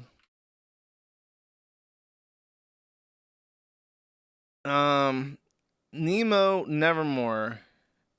And they are complaining about Rev Says Desu. And says, latest rival Marvel design triggers Reddit feminists. Nemo says, every feminist I know likes the new skins, but incels would have you believe every female Rivals player is swimming at the mouth over sexy skins when who do you think you're going to be buying this skin for? A strategist, my lord. A tranny. Not a woman. Women don't play games like this. The trannies do. Anytime you're getting, like, healed by a Mercy, that's a dude in a dress, like, jerking off while he does it, bro. Women don't play games like this. Nemo then says, it won't end because pandering to the lowest denominator of human pays the bills. I forgot. That's very true. Men are seemingly upset that people are calling this a gooner skin. According to them, it isn't apparently. I mean, that is a gooner skin. If you buy that, you're a gooner. I like personally, I am all for gooner skins. They're hot and I'm a buy, but let's not flame people. Dude. I guess pandering to the lowest common denominator of human pays the bills. I forgot. VTuber, you are not one to speak. You are also pandering to, like, you are pandering to the exact same fucking audience. Like, don't even try. This other tranny says, but there are feminists on Reddit that were mad. There are people about these types of skins in game. Straub is the wife, right? I like how this guy put the butt in a spoiler for not safe for work, but they're selling it in the game. This guy saw the butt and was like, that's not appropriate for the KiwiFarms. But it's just like what Tencent's selling people that play the game. I don't look at it as incel clickbait. I don't even know what an incel is. Oh, that's not even what an incel is. Okay. Where's the guy at? Let me find this guy. I want to see what a picture of him looks like. I don't know. If I don't know what he looks like, I can't like make fun of him in my brain. Wait. So sorry, I was confused. He's the VTuber? Rev Says Desu is the girl with the big glasses? So he's the VTuber. I thought that. Okay. I'm learning something here, chat. I'm learning as I go. Okay, I'm learning. I got you. Does he have a picture? Oh my god, is this him?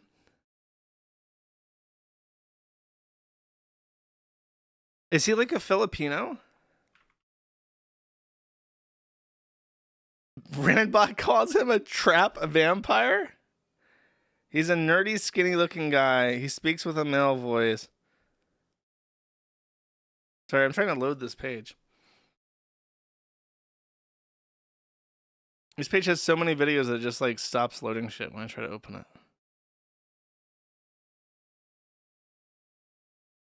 So nobody knows what he looks like?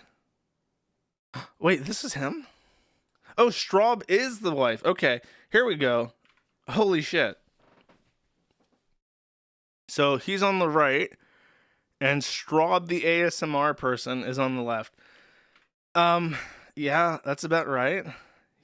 He went to McDonald's with her. Okay, good choice, I guess. And he's a lolicon. Okay. He looks vaguely familiar. He looks like somebody else. I want to say, okay, this is really weird. There was a guy called The Narrator, and he was like big into Christian, and he like kind of hung around KiwiFarms adjacent stuff because he was like big into Christian, but he was like super gay. And then he got canceled. I didn't even see this happen, but I checked like what the fuck happened to that guy one day. I went and looked, and he had like gotten canceled for like sexual harassment or something. Do you guys know what I'm talking about? Does anyone know? Does anyone remember The Narrator besides me? But he looks like this guy, but way skinnier. You remember that guy? Shapes is racist. Remembers that guy? Thank you. Glad I'm not completely insane. Anyways. So that's Rev. Okay, so let's keep in mind. Rev says desu, who... I'm assuming that his handle is actually Rev on this page. And then Straub is this one. Straub Rev. Okay, got you. So the Straub is saying that it's not incel clickbait because, without disclosing that her husband's video is featured in this incel clickbait montage. And then she says, dang, you really do you wish me luck. Just got this in my DMs. And then, oh, it's her saying like this is like her boyfriend or whatever. So why am I talking to her? Okay. I found out today that I'm an incel. Cop play detecting mental function. Dude. It's it's so weird like reading these people's interactions where they're just like ass good, but ass also not good. Ass good when my fans pay me money, but ass bad when I actually sit down and think about it. Actually sweaty, ass good because my husband jerks off to lolicon and makes money off of YouTube and sell clickbait. I'm trying to imagine these three people, right? Rev, and then his wife, and then this anime avatar called Nemo, who I assume is also like a VTuber. Imagine them locked in a room together. And they're much like how during the Continental Congress of the United States, the founding fathers literally locked themselves into a room until they decided what the Constitution would be. Now, they are tasked with writing a constitution or like a declaration of human rights. What do you think they would come up with? Like, what do you think their priorities are and what they would come up with as a declaration of human rights? The first one would be like, gooning is based, actually. Anime is really based, actually. Like they're what they care about, like what their world revolves around, is so myopic. Rev is Dept. Yeah, basically, I think. Where does he get involved and start saying dumb shit? Referring to me as a creator while I upload daily and you've streamed twice in the last 3 months is wild. You're literally a V-tweeter. You made a post. Wow, that's a cutting remark, chat. You hear that? You're all V-tweeters. I want to right now announce my contempt for my audience. You're fucking V-tweeters. I'm going to put that dog on the net as a V-tweeter. You fucking V-tweeter. You fucking V-tweeter. You made a post misrepresenting my video while labeling me an incel. Then you decided it was a nice idea to make unwanted sexual comments towards me with my wife tagged. Then called her a pick-me on your private accounts. Those VTubers you talk in private are leaking your private account to me and claiming that you've been unstable for years. They are literally laughing at you. Not to mention you are locking the replies on this cope. I've been following her for a while, and ever since she became an indie, she's had numerous mental breakdowns and dramas. She's literally ruining what little bit of a following she had. That is exactly what I've been hearing. Takes a lot for me to block someone. But don't tell my husband he is getting his dick wet. Disgusting. I mean, he's literally jerking off to Lolicon while you are over heel slutting on Marvel Rivals. He's on the other room jerking off to Lolicon. Like, you live with that. That's your life. I do read chat. What are you complaining about? Why does anyone care? This is very important. No, there's going to be a lawsuit involving this shit one day. Mark my words. Somebody on X called somebody else a V-tweeter, and that's false light, defamation of character, tortuous business interference, and IIED. And it's going to end up in a federal document saying that Doki Doki Chan called Hogabaga Chan a V-tweeter, and it ruined her fucking life. Now she's going to commit seppuku unless she gets reparations. $20 million. Okay, I'm bored of this. He's just like a gooner. He just like lives in a perpetual state of goon. Couldn't pull him out of his goon coma if he tried. Sorry, VTuber bros. I tried to parse your drama, and it's just too much for me. Let's go back to something I fully understand. That's Ethan Ralph. Okay, he's standing up. I think he's about to fall down. Hold up.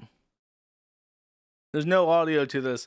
He very intelligently muted the microphone so we can only see his Eraserhead-esque performance in the black and white prison crystal that he created for himself on the top left.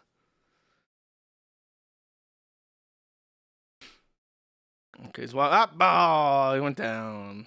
I think Ethan Ruff just took a tumble, chat. I think he took a tumble. Simply Lynchian. Simply Lynchian. What you don't see is actually more disturbing than what you do see.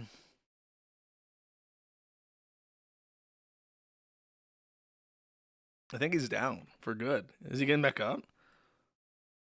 Oh wait, there he is. He's crawling around. Dude, you just need like you just need like little sound effects to make this like Silent Hill tier. Like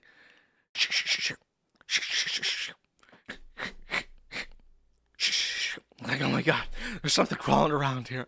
Something crawling around here. Okay, that's it.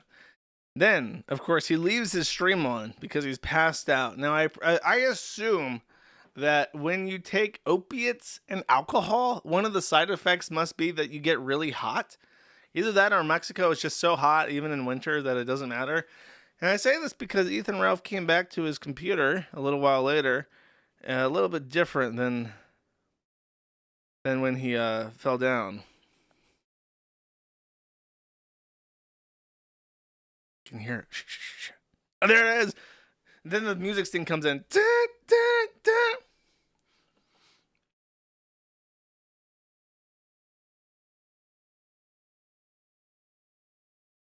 If you're only listening, Ethan Ralph is completely naked. You can't see anything below the waist, but he's bent over.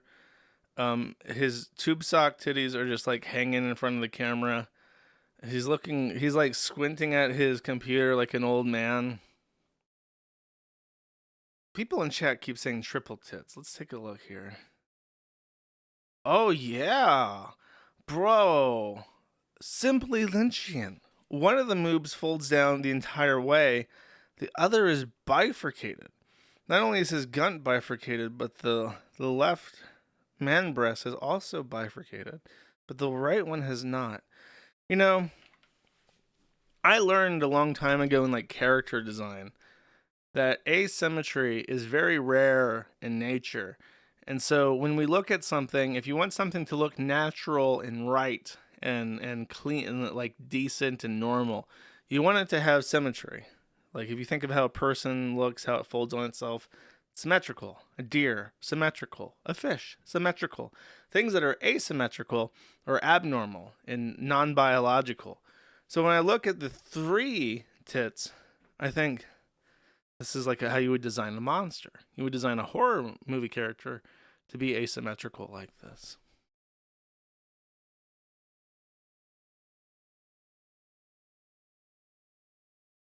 I wonder what happens. He's staring at his screen.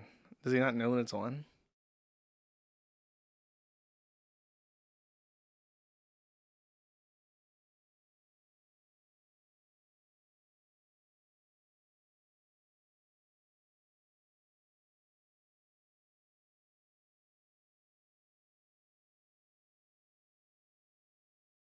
He's still kind of just fumbling around.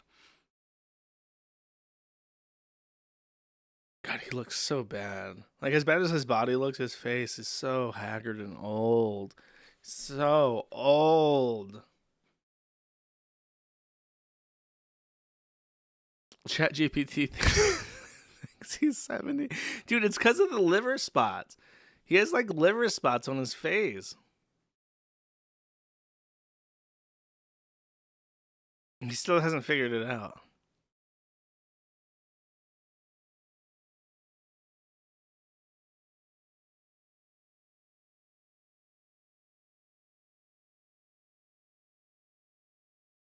He's just walking away from it.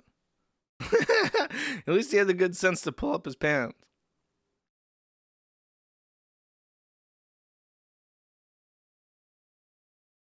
It's crazy. I thought there was another one. Oh, he came back to turn off the screen. Okay, let's see what happens here. I think it's more of the same.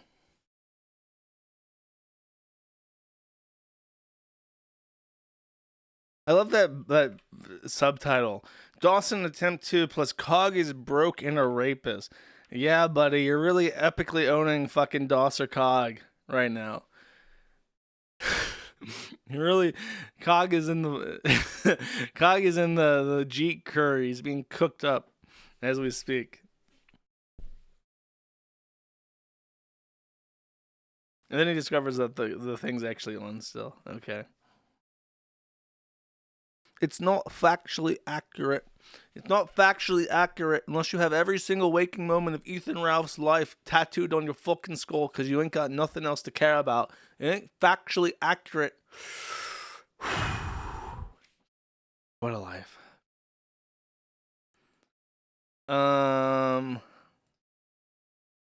Okay. So after this, and I'm somewhat trepidatious about all this because after this, right, Milo Yiannopoulos decides to take shots at Ethan Ralph.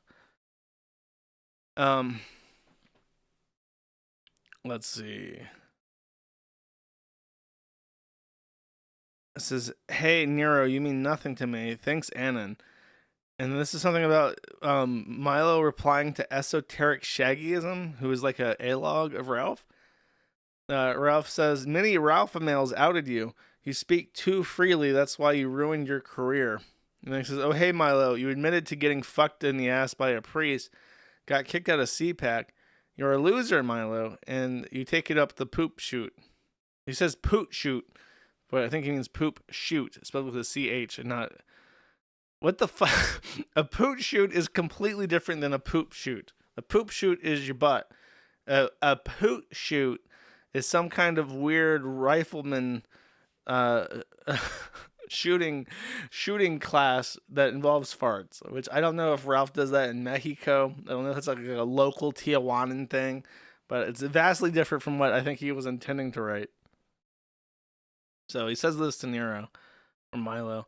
Milo brings out the big gun and says, "Let's go pigger tits." And then he has a gif, which I think was originally from Cal, saying, "Sandra is waiting. Join her, Ralph." And Sandra, of course, is in the fires of hell, it appears like, which is a big dig to Ethan Ralph because he's a mama's boy and he can't handle that.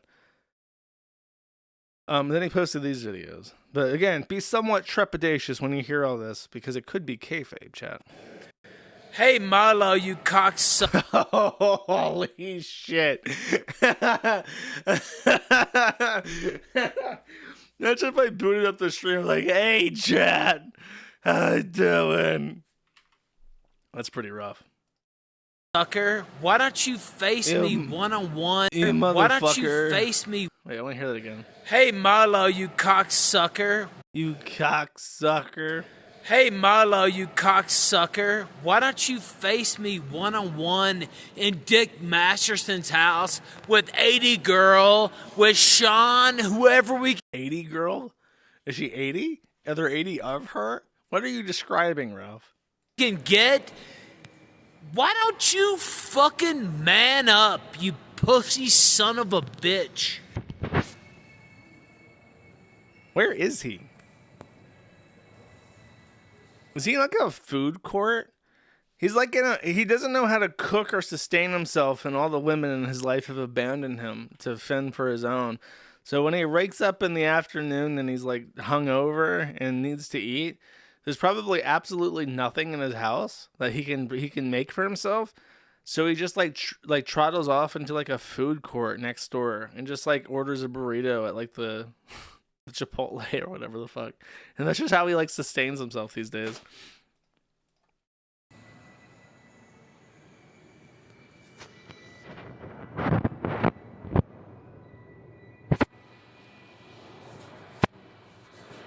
He doesn't even know how to turn off his camera. Dude, the last 15 seconds of this video are him trying to find the stop button on his phone. I can just imagine either he's like so like haggard because he's wearing sunglasses inside. So I imagine this is like late at night.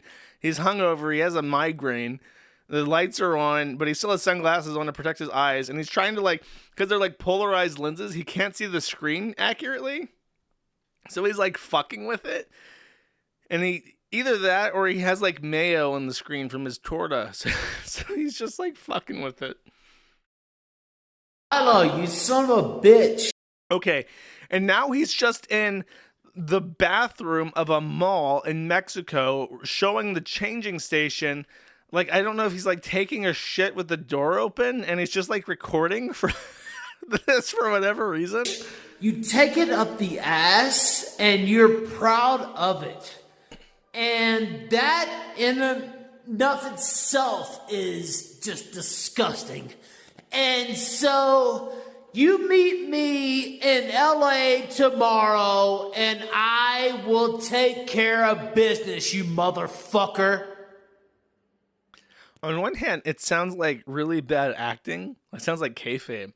But on the other hand, he's like so fucked up, it's like impossible to differentiate between like bad kayfabe acting and him just being incredibly fucked.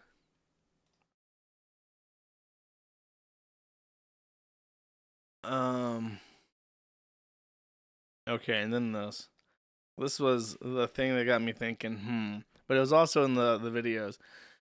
Yax Herrera, aka Dick Masterson, aka Juju the cow, man who gets fucked in the ass while dressed as a cow, says, "Hoo boy, Milo, are we doing the intervention of Ethan Ralph this Saturday? This guy isn't going to see 2026. Live streams, super chats go to the kids, LOL. He's got to be sober, though, at least for 2 hours." So I kind of feel like, I don't hear that much about Milo Yiannopoulos anymore. It's kind of an interesting thing where back during Gamergate and the couple years after, Milo was like intimately involved in like, I want to say he was involved in InfoWars or something kind of like related to it. I also want to say that he was involved in Bannon. He was involved in Bannon stuff. So he was like pretty high up. And then he got into all these fucking lawsuits and lost all his money and then became straight. But like the whole Overton window and right-wing grifting changed dramatically. And now like the based coal-burning Jewish gay guy that would come out and be like, "I'm gay and I suck black cocks, but I also think that libtards are stupid and they have stupid hair." Like that whole era of grifting is gone. So he says he's straight now, and I don't know what. I kind of feel like it would be an extraordinary bad taste to just like discard that and say there's no way, because I don't really believe that gay is like a thing. I think it's all fake. I think it's what happens if you just watch so much porn and get molested that you just start wanting to suck dick. So maybe if you stop getting molested and stop watching porn, you can be straight. Hard for me to say. I lean no, but I feel like it's mean to be like, well, you can't ever stop sucking dick. You're just like, you have to suck dick. So I'm trying to be nice here when I say this. I like to keep an open mind. You guys know me. Of all the things that you would say about Josh Moon, I am open-minded first and foremost. I am someone who is very, very willing to learn more about other people and other cultures, and see what they have to offer. So, but he does say he's straight. Maybe, I don't know, probably not. But at the same time, it's very good for him. See, the main reason why I don't think he's straight is that I think he still lives with the black guy that he was fucking before. I don't know. I imagine. I don't know. I've never been in a gay relationship, but I imagine that it's quite hard to go from like being in a relationship with somebody to just in general. It would be hard to be in a relationship with somebody and then just live with them and not continue to be in a relationship with them. I feel like that's literally impossible with a man and a woman, but I don't know. Gay people are weird. Maybe they can. Anyways. So what I'm trying to say is that I think Milo is down bad, and it's like, is he so like he's still like, I know the name Milo Yiannopoulos. Is he so down bad that he has to resort to like bum fighting with Ethan Ralph on Dax's podcast with Vito the Pedo? Is that where he's at in life? Say it ain't so. Say it ain't so that that's what become of Milo. It's hard to believe almost. He felt like he had infinite grift potential. He could just monkey branch all the time. Like he got really high up in a lot of organizations. He can't possibly be mud wrestling with Ethan Ralph while Vito the Pedo and Dax Ferrer just throw change at them, right? There's no way. It is what it is. He was on Alex Stein's show. Isn't Alex like a big guy? Alex Stein. Where's his Hex account at? There we go. What's he got? Alex Stein, 99. I hope that's not the year he was born, because that would make me feel bad. 677. Alex Stein ain't no small fry. Come on now. That's not as down bad as being on fucking the Vito show.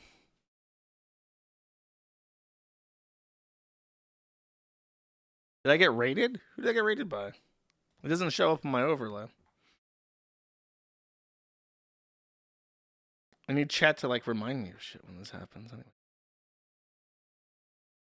I met Alex Stein. Yeah, he was on the election stream. I know who that is. He talked about, yeah, I remember. I know who Alex Stein is. He's a name that's becoming increasingly familiar to me, for better or for worse. I mean, he's obviously extremely Jewish. That's not up for debate. We're not sitting around wondering if some guy named Alex Stein is Jewish or not. I can just look at him. Come on. Anyways. Next.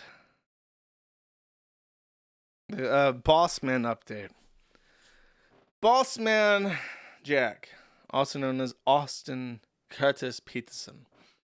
He's in jail, unjustly persecuted by the Commonwealth of Virginia, as many of you know, and we've been waiting for his release, his return. It is likely he will face multiple years in jail for his various crimes against the Commonwealth and his own family, but he has been permitted to have bond in his criminal court case.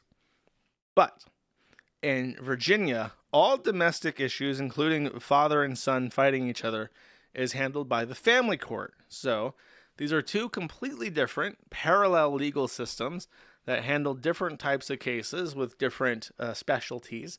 And the judge in his family case has not allowed him to post bail. So he's still being held without bail. So we sit eagerly wondering if Bossman Jack will be allowed to be free.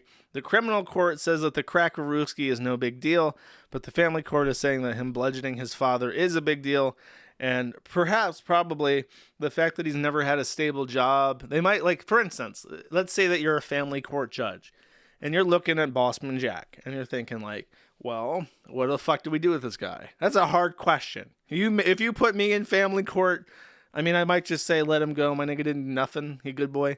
But if it was somebody unfamiliar to me, if I didn't recuse myself, or didn't have to recuse myself, I would be looking at this thinking, well, he doesn't really have a real job. He's never had a real job.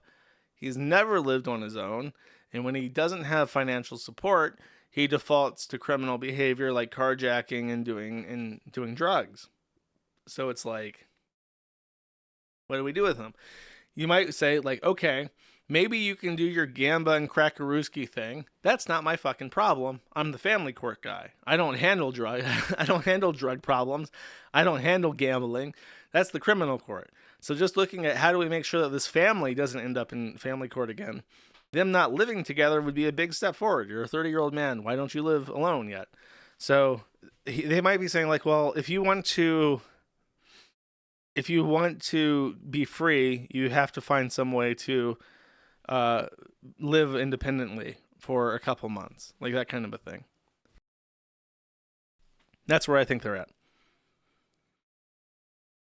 Or they could be sending some to jail for forever. Who knows? It's an open question. Oh, one more thing related to Daxer and Juju, not Juju the Cow, they're the same person. Vito Jeswalding. Vito posted a picture of himself.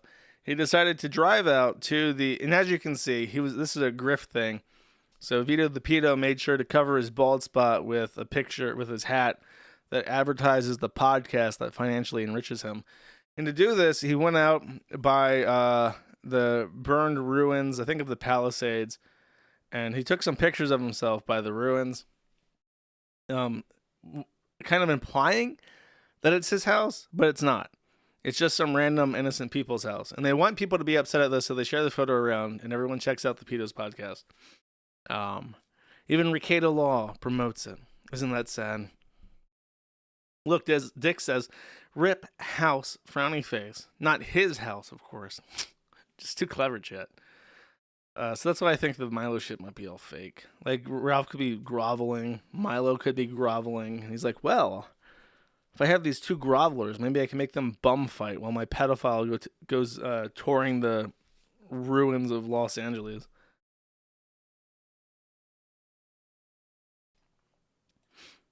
Okay. Now, speaking of Mr. Ricado, there are some updates in regards to Ricado. Should I turn my mic up? I feel like my mic is low. I'm going to do it. I'm going to turn my mic up. I'm so late into this podcast, but I'm going to do it. Chat, am I louder? I think this is better. I'm going to be real with you.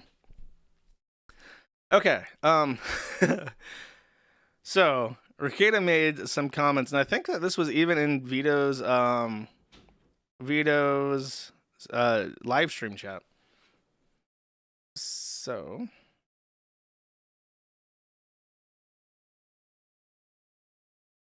or maybe the podcast. No, that's the Onion. So this is Patrick Melton from Nobody Likes Onions or whatever the fuck. Patrick Melton was the guy who people supercut all the times that he like openly made jokes about raping kids.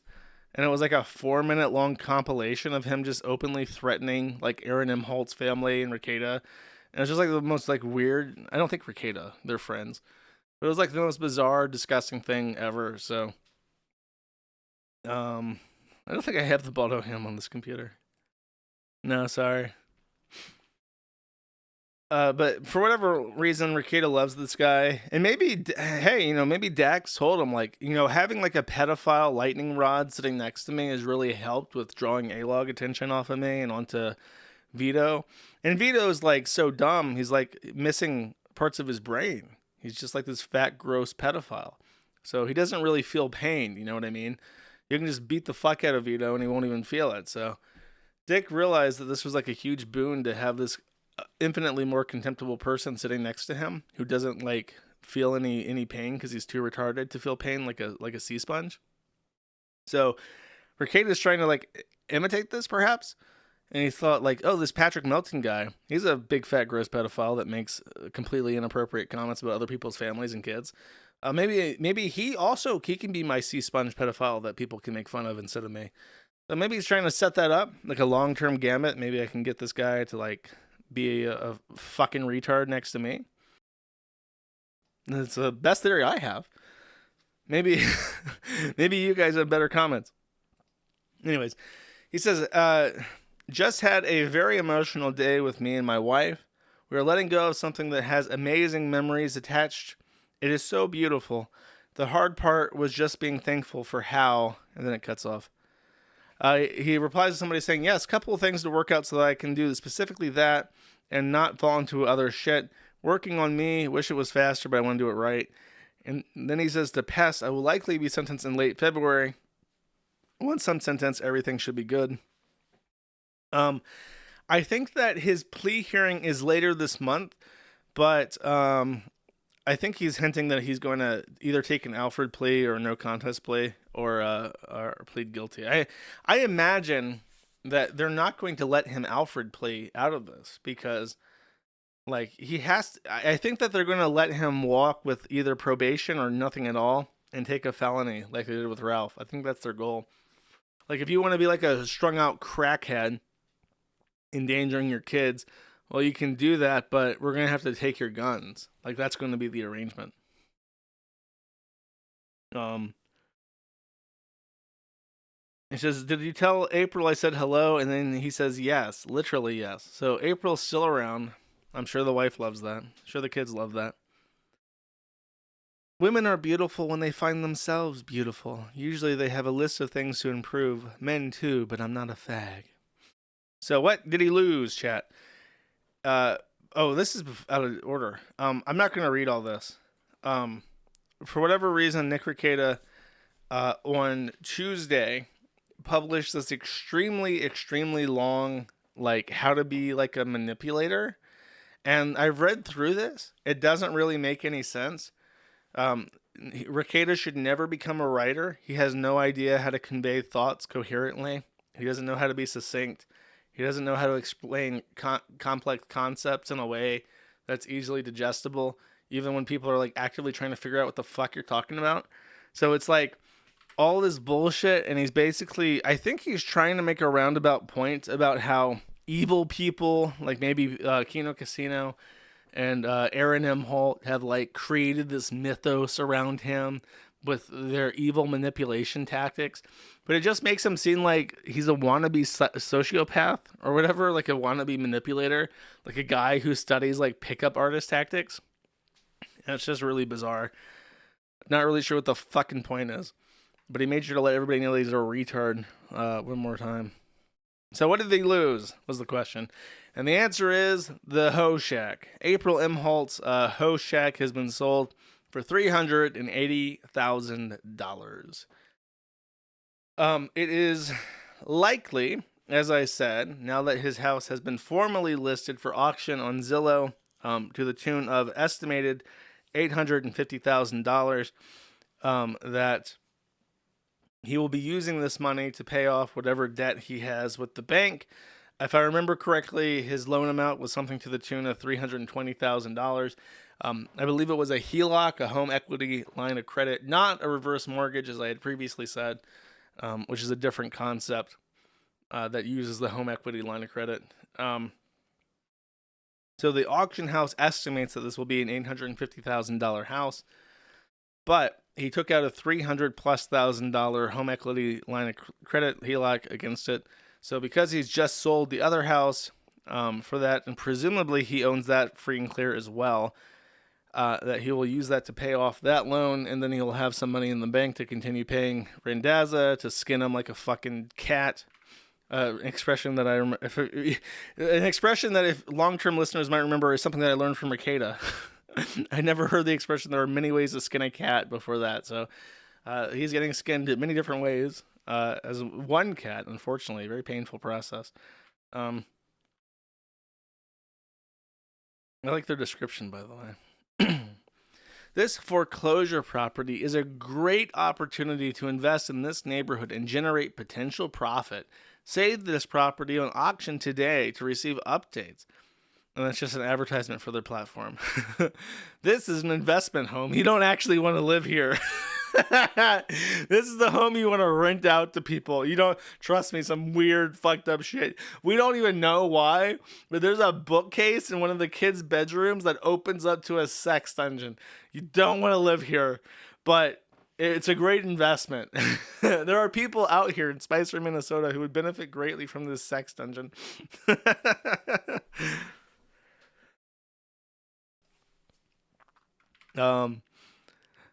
Then, finally, as some breaking news released just today, it is my privilege. I don't want to sound too gloaty.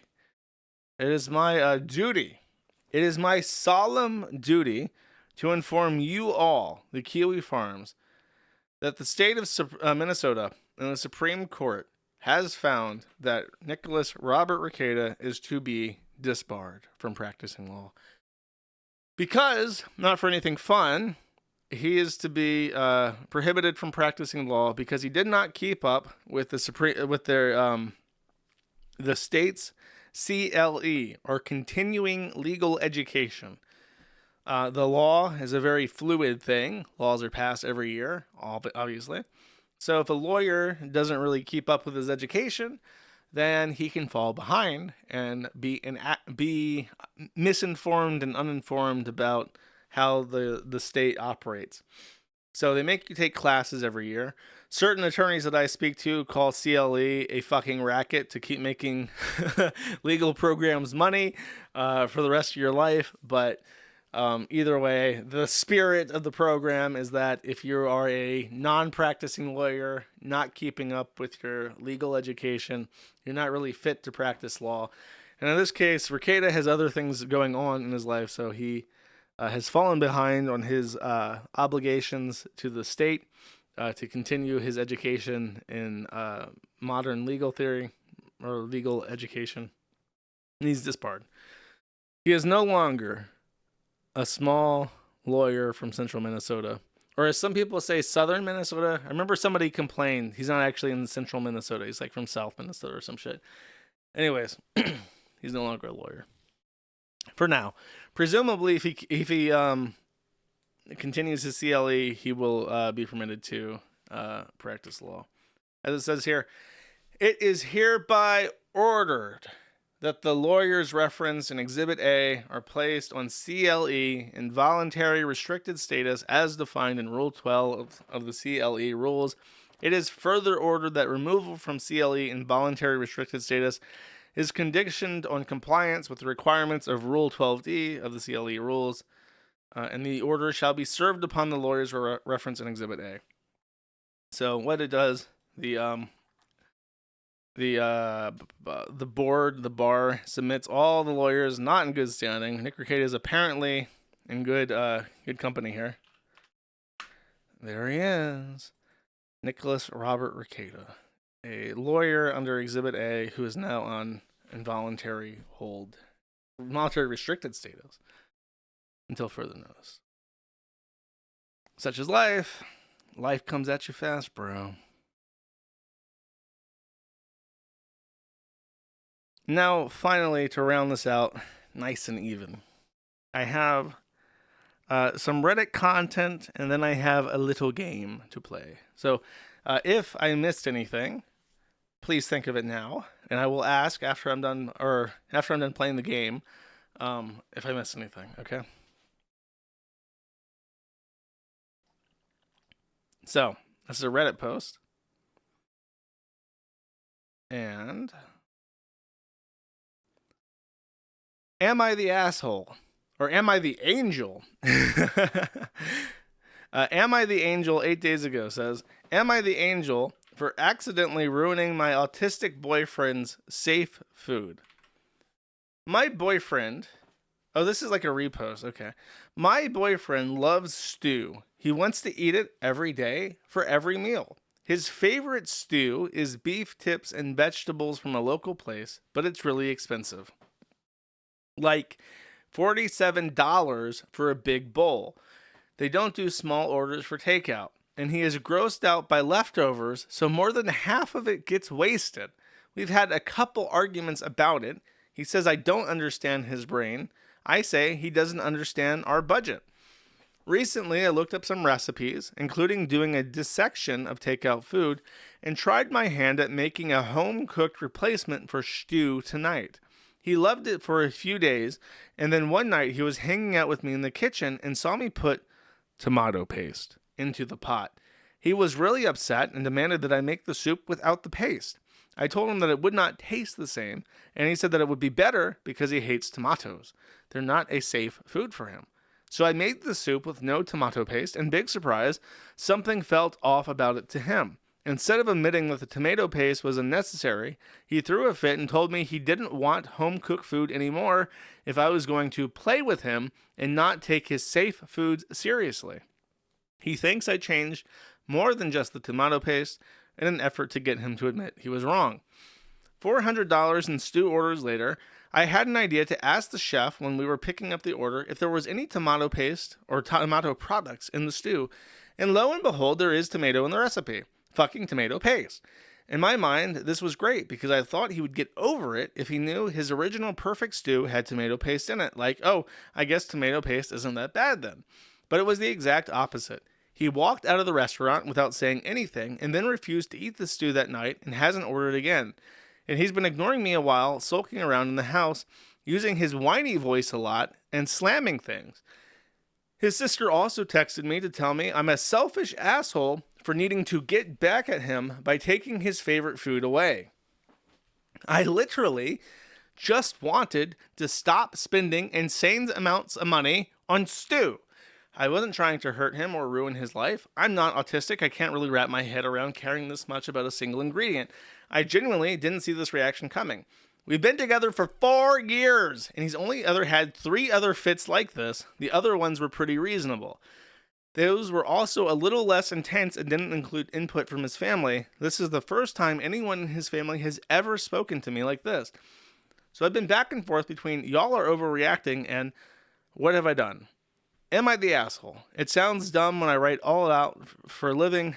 When I write it all out for the... But living, it has made me feel physically sick with regret. I can't think straight anymore.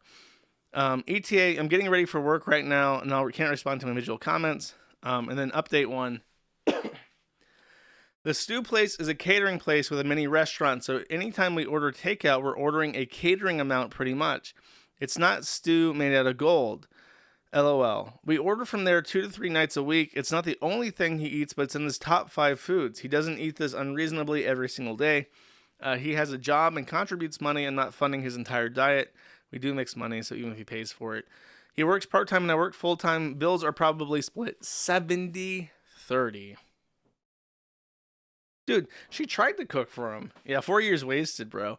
Look, never give autistic men a chance. If they're like so spurgy that they can't handle like the truth, that they actually do like tomato paste, and tomato paste is like a necessary ingredient in their food.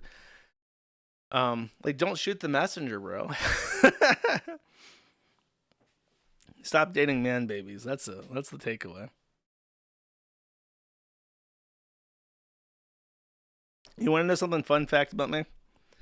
I'm one of those people who loves tomatoes but hates tomatoes. Tomato paste, tomato sauce, salsa, like any kind of puree tomato, I fucking gorge on. I love tomato paste. I hate whole tomatoes. I'm one of those people. I don't even really prefer slices of tomatoes on like burgers and stuff. I just don't like it at all. The only thing that I like tomato as a slice or whole on is I think they're called capris. It's a thing where it's like a slice of tomato, a slice of mozzarella, some basil, and olive oil, and you eat that, and that's like a keto food.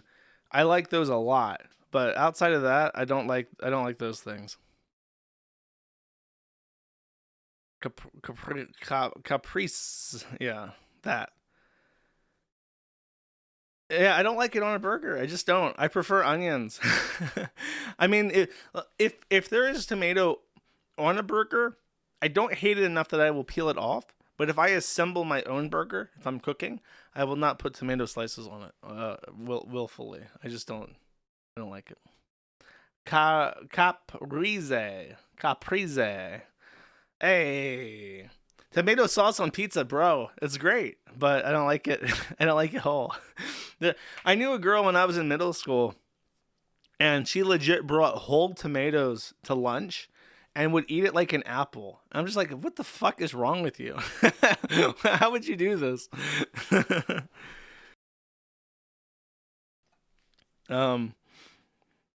That's my tomato.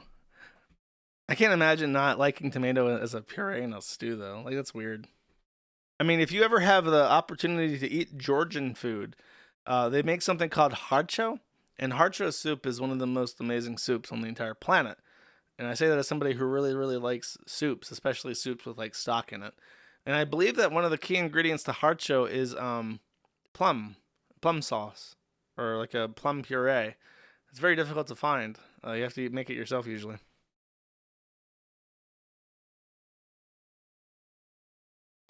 Okay. Next, actually, I have another Reddit post, I think. This was suggested to me in the Maddie thread. You ready? Monsuko 1. The manga and anime, or anima, I guess, has undeniable lolly and shata themes to it, but it would detract from the story if it wasn't there. Tsukashi is a pervert, but to his credit, he never sexualizes characters simply for fan service. There's always a story reason for him doing so. Rico being punished by being tied up naked shows how different Orth culture was. This is apparently a normal way of punishing children there that tells you right off the bat how different Orth is from Japan or Western culture. If anyone knows what the fuck this is, please title drop it in the chat. I definitely won't think poorly of you. Rico's embarrassment about Nat seeing her naked contrasted well with Rico feeling no embarrassment towards Reg seeing her topless in the later series because Reg is, in her mind, a robot and not a real boy. Is this Made in Abyss? Bro, what the fuck is wrong with that? Made in Abyss is like one of those animes that even people I like have like the furry character is like an avatar from. And then I like read what the synopsis is and it's like animal torture and child torture. I'll continue reading this defense of animal and child torture. The scene where she's topless around Reg isn't when he first used his incinerator highlighted this. Reg has his "what is this? What am I?" moment where he's freaked out by how inhuman he is. Rico wakes up and Reg took off her shirt, but Rico casually dismisses his awkwardness by reminding them that he's a robot and not a real person. Reg has an identity crisis over how human he is or isn't, but Rico always thinks of her as her robot, her great discovery. Jokes about Reg's hardware often seem to come down to him not being quite human in the minds of others. Reg penis jokes. So the Reg is like a little boy robot that gets horny around a girl and then she just like completely dismisses him because he's a robot, but he still gets like horned up. Reg penis jokes are often comic relief, but MIA absolutely Made in Abyss. Okay, so you guys are right. Shame. But Made in Abyss absolutely needs lighthearted moments at many of the points where this comes up. It absolutely needs little baby penis jokes for comedic relief. How would you have an anime without that? For example, in the hot spring scene. No, it's not sexualizing the characters. Let me explain. When the little boy and the little girl go to the strip club, they're only there to collect the money. For example, in the hot spring scene, Reg just had killed Mitty, another child. Oh, great. Child murder. I love that. Rico had just awoken from spending possibly days in a coma. After all, the show needed something lighthearted. Oh, so after oh my God. In the hot spring scene where they're bathing together naked, after he had just murdered another child, then drop the penis joke, the little boy penis joke on the audience to get them back, to win them back. What's his name? Hold up. To Tsukashi, you did it again. Another banger anime for the anime boys. Having Reg get a stiffy, having Rico notice, and having him get all sty about it while Nanashi teased them gave me a laugh.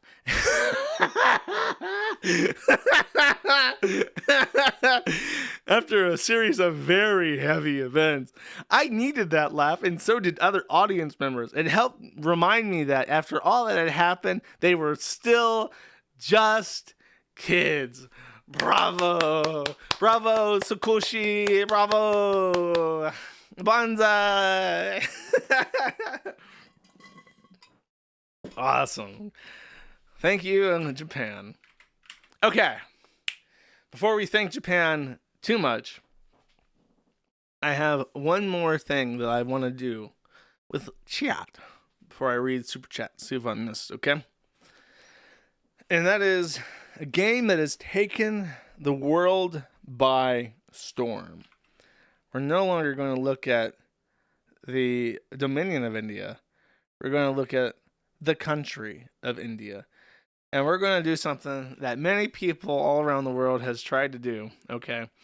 And that is we're going to try to find a spot in India that does not have visible trash as soon as you drop down a pin. So we're going to take this, and you're going to see all of India lights the fuck up. There's street views all over the place throughout the country. And I got to find a place that's not dirty. So Lucknow, I'm feeling lucky, bros. Let's go to Lucknow. As I didn't even have to move the camera, the very first thing I see is a water canal that is absolutely filled to the fucking brim with utter garbage. Literally did not even have to move it. So Lucknow, you've let me down. Let's try something a little bit different. I've heard that Kerala is one of the more rich areas of the country, less impoverished. So Kerala, let's zoom in. Actually, you know, let's, I can't zoom in holding him. Sorry, little guy. I gotta drop you down. Let's see. We are on an interstate, it looks like. There is trash, just bags of garbage directly behind the view. This isn't as bad as Lucknow was. Oh, look, I can see across this, actually. There's a giant pile of trash right there that guy is, like, standing right behind. So this is one of the richer areas, I believe because of tourism, but yeah, it's still filled to the brim with garbage. I also heard that Sikkim, the small region between Nepal and Bhutan, is more wealthy, so I'm going to drop a pin right there. We are looking at a waterway, and to my shock, my absolute fucking disbelief, it is not completely filled with garbage. The ground is, though. I'm shocked. What the fuck? How's there no garbage? Maybe it's just on the sides and I can't see them. Like, if I could, there would be garbage there, but there's tons of garbage right here. So it's not through lack of effort. This is actually in West Bengal. This is not Sikkim. So let's do that again. This is up in the Himalayas, so.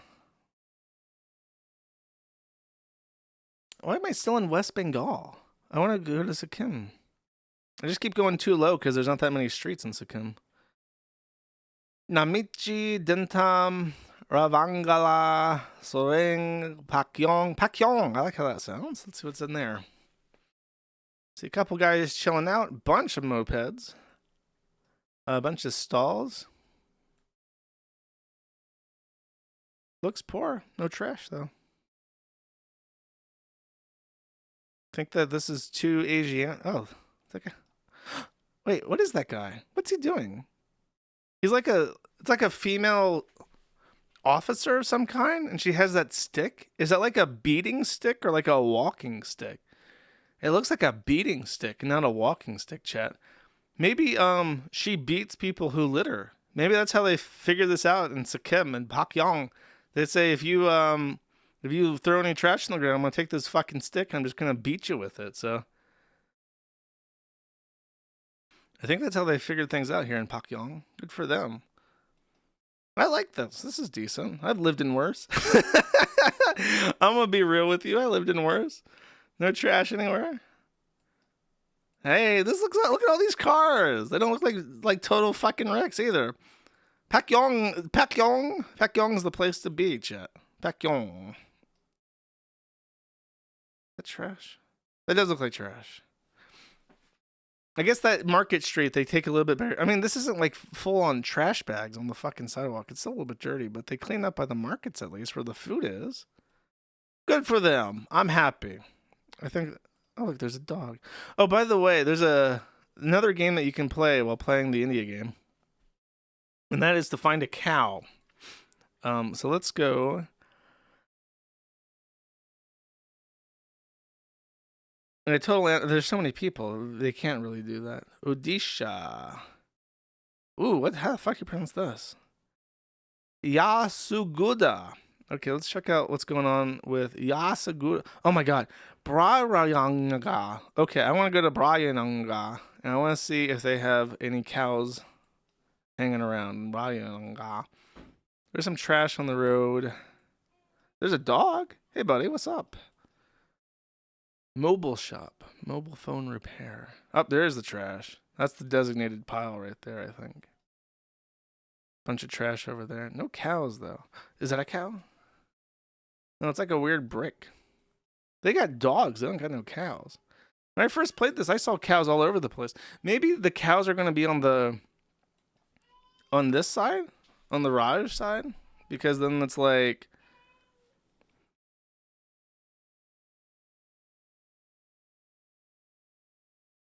Okay. Oh my god, I didn't even have to move. Dude, I know that's why I'm so racist. Because I know that on the western sides where the cows are going to be, because that's where the Sikhs are. I'm just moo. Apparently, I think they say that there's more stray cows than stray. There's a second cow. This is you got to go to the west if you want to see the cows, chat. Happy to help you with your tourism. This is the market. Yeah, the market in Sikkim and Pakyong. Pakyong was much better. More cows. There's so many cows. What I really like about Indian cows is they have that fat on their back, and it looks really pleasant to touch. If I had a cow, I would get a cow that had the fat on its back so I could touch it. It looks like a beluga bubble, and you can pet the fat lump on it. They eat those in Pakistan, I think. Yeah, go to the Himalayas because that's more Chinese, I think. By the way, someone from the forum decided to try and make this into like an official game thing. I've had issues going with this. I get errors and stuff, but the game is you have to identify poop. At like Rant, it's geopoop.com. He has a thread for it, but you have to look around for poop. I'm going to be uncharitable. And I'm going to assume that this giant mound right here is like Triceratops crap. And I'm just going to say that this is the poop. So Alpha 56. I don't think I can submit it unless I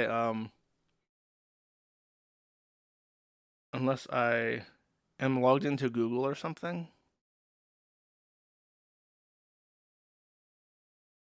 Yeah, I must be logged in to upload it. So I think that's a thing where you have to be signed into Google. Which is unfortunate, but I did find poo and I tried to submit it. I think this is supposed to be like a San Francisco poop mat. Though when I did this the first time, I legit just found poo. Oh, I can walk into the shop? What the fuck? That's weird. What do they got, chat? I'm kind of hungry. I kind of want lunch. Veg? I don't want veg. What the fuck? I want some beef. Come on now. They're trying to feed me veg here. Fuck India, chat. Okay, that's geopoop.com. He has a thread for it. Pindia game, taking the world by storm. Can you find the place with no trash? Sub games, can you find a stray cow? Can you find poop on the floor? Many different ways to play Pindia, chat. It's kind of like a regional thing, you know. Some people call it pop, some call it soda, some call it Coke. It's like, how do you play Pindia?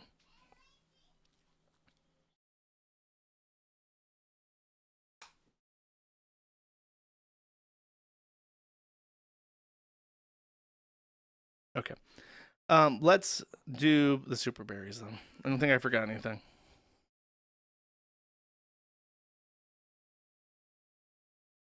Where is the chill thing?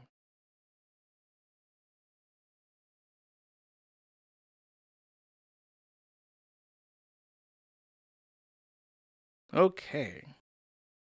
I remind you that the xmrchat.com/Maddie is if you want to do XMR super chats. I will read those separately at the end. They're not streamlined in yet.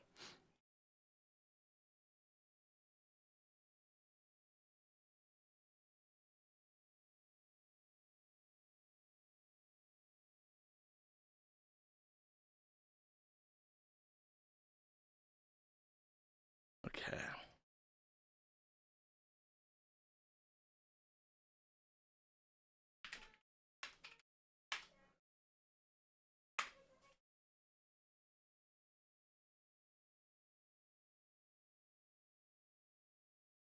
All right. Schwarzwald Null for 10 says, left out traditional whiskey and licorice for Santa on Christmas Eve. Next morning it was gone. My cat ate it all and threw it up. Not good on the rug. My cat was Santa all along. A Christmas miracle. I mean, licorice is a good choice. It's very German too. Black licorice is like super German. It's also very good. I'm assuming that whiskey and licorice was for you, but I guess the cat ate it. Sorry to hear that. I hope your cat's okay. Bunker Housing for 5 says pigger tits with the pig emoji. Very true. That you should have included 3 pig emojis to be complete. Yes team for 5 says I can't sneed. Why not? Nothing is stopping you. You can sneed freely. Please enjoy. Malacalypse the Younger for 5 says, Brother Joshua, can you read Jude chapter 1 verse 7, blessings to your house? I'm not doing this anymore. I'm sorry. I cannot do the thing where it's like, please read this every stream in perpetuity forever and ever. I am sorry. Isn't Jude like another like ex-canonical one? Don't do this to me. Kurt Eichenwald for $60 says, Glorious Kiwi Emperor, welcome back. Thank you. It's kind of good to be back. I appreciate it. Subscribe on Rumble. my shit keeps getting taken down. Brianna Wu, Hyperbimbo for 10 says, this is Ralph's greatest promo yet. Is this him like drunkenly yelling at Milo Yiannopoulos? Yes, it's him. It's him in the bathroom. What a cut. What a cut. When I think of the guys that do the wrestling, like John Cena and The Rock, he does wrestling, right? Who's the guy? Macho Man Randy Savage. Those are the only 3 I know. That and Horse John. Whenever they cut promos, they're usually just sitting on a toilet yelling. That's how you do it. Not Lol from Kino Chat 2 for $20 says, have a great weekend, Jersh. Thank you. I appreciate it. I will be very busy this weekend, but I'm super excited. Appreciate it. Bunker Housing for 2 says, do not forget to not change the setting you changed last time that broke the stream. I did not. I was tempted. I opened Molvad and it said, hey, there's a VPN update. You want to update? I was like, ooh, I do like to update all my software and keep it nice and up to date. But then I remembered my mistakes, chat. My mistakes. Jude is canon but short. It must be very short. I don't usually hear anything about it. Sorry, I didn't mean to be wrong, as I very seldom am. Baja Blast Enjoyer for 5 says, probably going to miss a lot of the stream. Hope the stream goes well, and welcome back to the U.S. Jersh, thank you. I appreciate it. Sorry that you can't make it. I've tried to find a good time slot, and everyone just said, keep it the same. I realized after I did all my A/B polling, everyone just said, yeah, just keep it the same. Like, okay, I guess if that's what you want. TB Deluxe for 5 says, G-ah whoosh. Seeing Ralph's guild tits has ruined my 2025. Packing it in. Gonna try again next year. Sad. It is sad when you have to call it in so early, but I respect your decision. I'll see you in 2026, my dude. Heil Ya for 5 says, have you ever considered replacing caffeine with Pervitin? The Nazis loved meth because it made them hyperproductive, euphoric, and inhibited inhibitions. But best of all, it could be produced domestically. No, in fact, I bought a pill thing of caffeine and I've not touched it. So I've actually, I've had a little bit of caffeine because I still do the thing where if I'm at a gas station or whatever, I'll buy like a Monster just for the drive. But I'm not drinking nearly as much, and I'm not drinking any coffee, and I'm not taking any caffeine pills. So I'm doing pretty good. The first day after stopping was horrific. It was like I had been punched in the fucking face, and I couldn't think straight. But at this point, I feel fine. The real downside is the one thing about tea and coffee that it has over just water, and soda, is that water isn't very tasty. And it's nice to have like a 0-calorie tasty thing that you can just drink and not get any calories from and just enjoy the taste of like the tea or the coffee. But it's probably does something to you to do that all the time. So I'm just trying to fight with just water right now.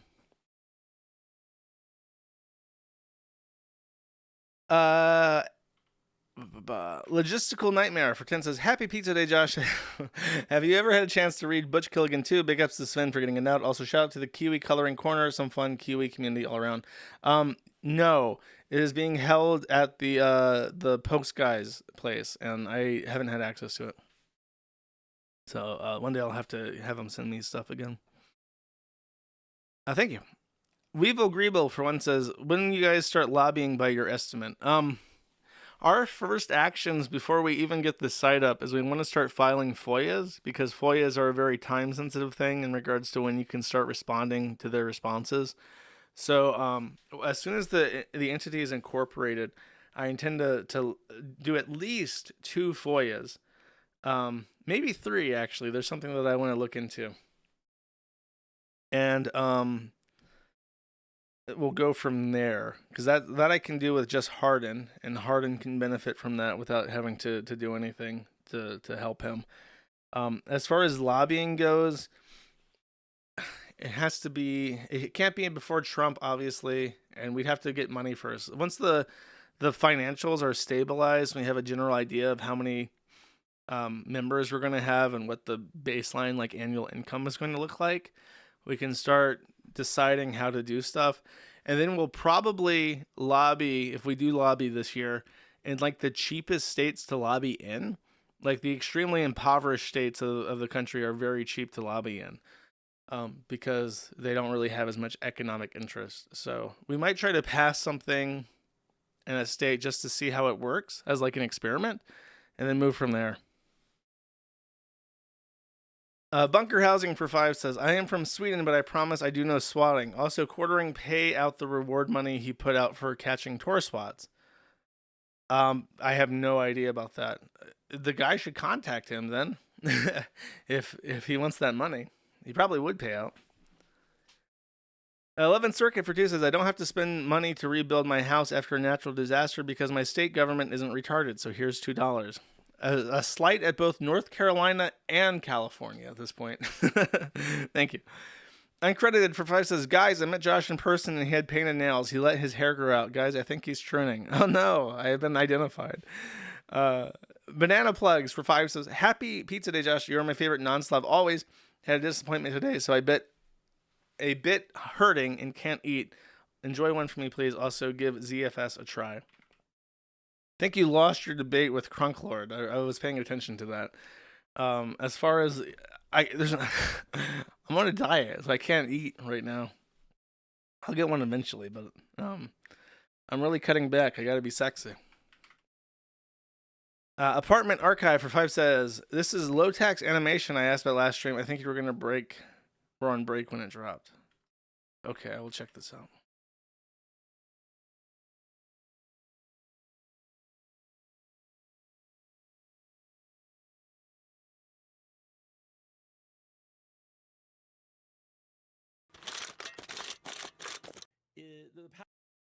Low tax.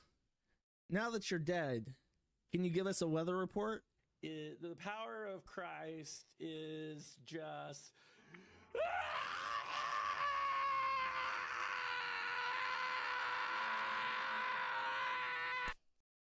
I'll check back in later. Thanks for the weather report. Wow, that's really dedicated. All the fucking paper cutouts and shit. That's nuts. That's an extraordinary level of dedication to do that. Very nice. One of the fond things that people remember from this stream was me laughing at Low-Tax burning in hell for some reason. Thank you. Sneedo for once says Mercer bows down to Kapul's. Oh, yeah. Oh, dude, did he interview Kapul's? That's funny. Get fucked.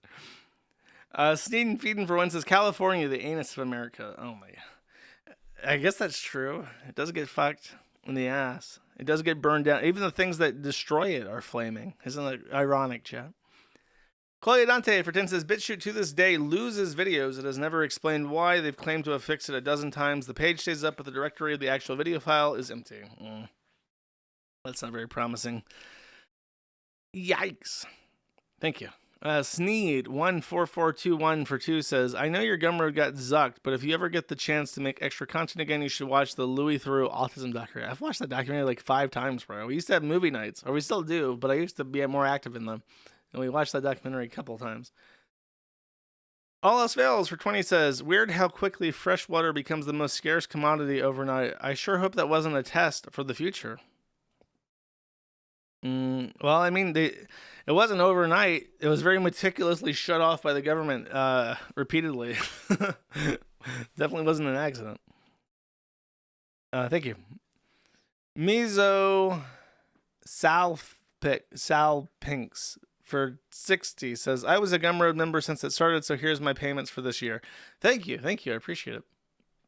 The closest thing you guys have for right now is the Rumble subscriptions, but it would need to be like a lot of people to subscribe to that because most people don't know this, but when you do like any kind of crowdfunding thing, like 90%, like 75%, usually like a third to a quarter, maybe even more, are going to come from like large individual donors who do like 100+ a month. And then the remainder is like all the people doing like $5 a month. It's really crazy like how that skews, which is why I imagine when nonprofits do crowdfunding, they almost always just try to solicit like multi-million-dollar donations from super rich people with those huge banquets, because it's a bigger return probably than trying to solicit like $5 from like a bunch of people who count their money a lot tighter. Thank you. Asian Tech Support for 5 says Pizza Fun. Thank you for the pizza. David S877 for 25 says, how is the pizza situation? Did you find a place that would deliver via drone to your undisclosed location, or do you have to build your own wood fire pizza oven? Pizza situation is fucking dire. So Papa John's, I've had a little like small personal pizzas from each. Papa John's is worse than I remember. It's very bad. Pizza Hut is like the definition of goy slop, but it's not the worst. And Domino's somehow has become good. I remember Domino's was like the absolute fucking worst. Now Domino's is pretty good. And then you have mom and pop places, but mom and pop restaurants in the U.S. are not great. They're just not. It's not like it is in Europe, where like small places out in the middle of nowhere still serve tasty food. In the U.S., you get real shit fucking garbage food from small restaurants.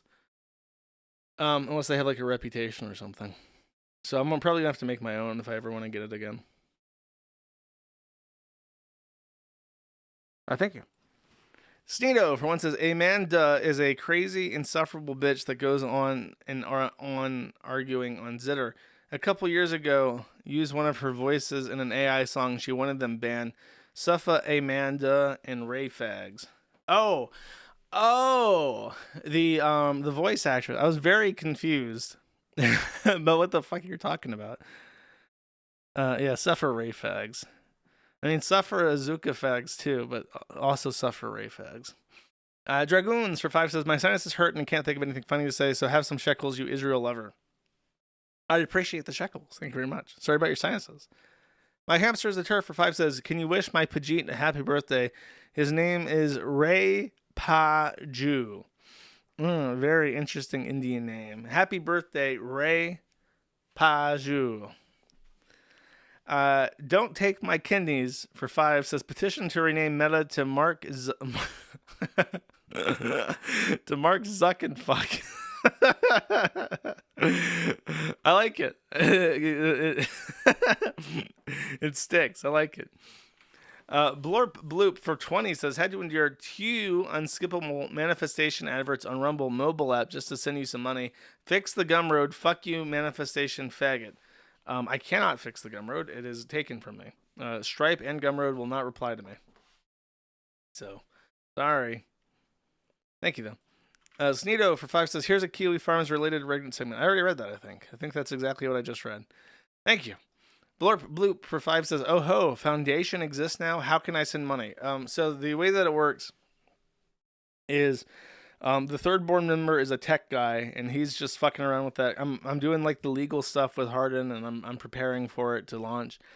And he's just kind of messing around with how the website will work. I'm also looking into how donation systems work in different nonprofits.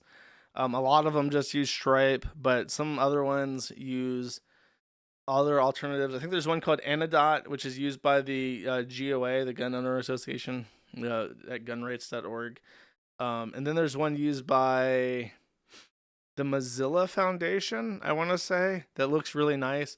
Like, I don't know what to expect. Like, this is a whole new world for me. We're going to open up a bank account for the business or for the foundation. And then we're going to try to get a payment processor like every other nonprofit organization in the world. And is it going to be that they're going to say, even though this is a completely legitimate organization, you're not allowed to collect membership dues? You're not allowed to collect donations? Like, is that really going to happen? Because if it happens, even with 2 other people co-signing the accounts and stuff, is that really what's going to happen? I don't know. Who knows? Nobody's ever tried this before, as far as I know.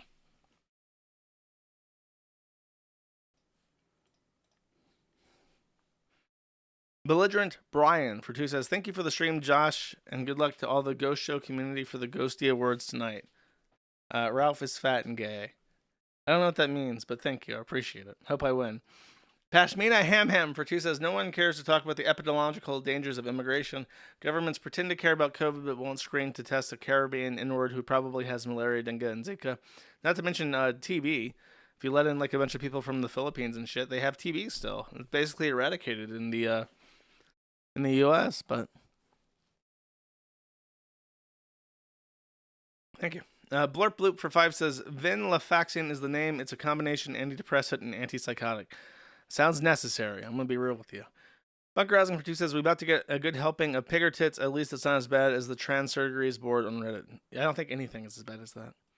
Chloe Dante for 10 says, apologies to the felonids. Josh, SS13 was theirs all along. I will never apologize to the cat players. They're the most annoying fucking people in the entire world. Thank you, though. Baldo Higgins for 5 says, I heard Patrick Tomlinson gave you quite the childing on Zitter recently. You oopsed your last doodle stalker. Wait quietly for the knock. Keyword, quietly. I did. I got childed. He has me blocked, but he still keeps replying to me. It's not fair, actually. Lobo Bull for 10 says, this was posted right after you went on vacation. I feel like it deserves to be featured. And there is a KiwiFarms link.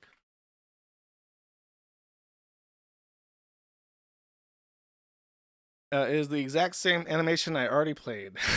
Sorry. Thank you, though. Pashmina Ham for 2 says, if you could own any animal as a pet, no matter resources or size, which one would it be? Glad to have you back. A dog. I don't want no fucking exotic-ass animal. That's stupid. If they're not domesticated, they're not pets. They won't, act like you would want a pet to. Like, cats and dogs are domesticated, so that'd be my choice. Maybe a cow. I'm gonna be real with you. Cows and chickens. Wow's a Daisy for 20 says, you tried Checkers on your recommendation. I don't know if you've been to one lately, but they have a broken AI taking orders and rude Cubans running it. Burger was okay, though. Fries were great. Checkers. I don't think I ever recommended Checkers. I think I said Five Guys. Five Guys is good. I don't know about Checkers. I don't know. Is like Checkers like a localized name in a certain region? I don't think I've ever been to a Checkers, bro. I don't know what you're talking about. I feel intimidated by this comment. You're like thanking me for something that I didn't do, and it scares me. But I appreciate it. Humble Guardsman for one says, "And suffer not the witch to live." I don't know what that's a reference to. Oh, Styx, of course. I agree. Mouse Cop 5 for 10 says, "What would happen if King Cobra and Styx got into a magical fight? Who would win? Praise Cobra's magic." Well, that's a very slanted and biased way to ask that question. I mean, obviously King Cobra would win. Like Styx is just sitting there like doing, "Oh man, I hope the guy that like prosecutes my case like fucking kills himself or something." But Cobes is actually out there using his chaos magic to help the world because he says, "Fuck sickos. Fuck rapos, fuck chomos, fuck sickos, fuck them all." So he uses his chaos magic to punish those who actually deserve it, and not the people trying to bring you to justice for battering a woman in a fit of drunken retard rage. After all, I've been told by Cobra that when you use dark magic to punish the innocent, it comes back to you tenfold. So expect a tenfold happening on Styx. Red Eyes Black Dragon says, "Styx reminds me of this nerd, and I guarantee you, without looking at it, that this is the guy from King of the Hill." Ooh hoo hoo.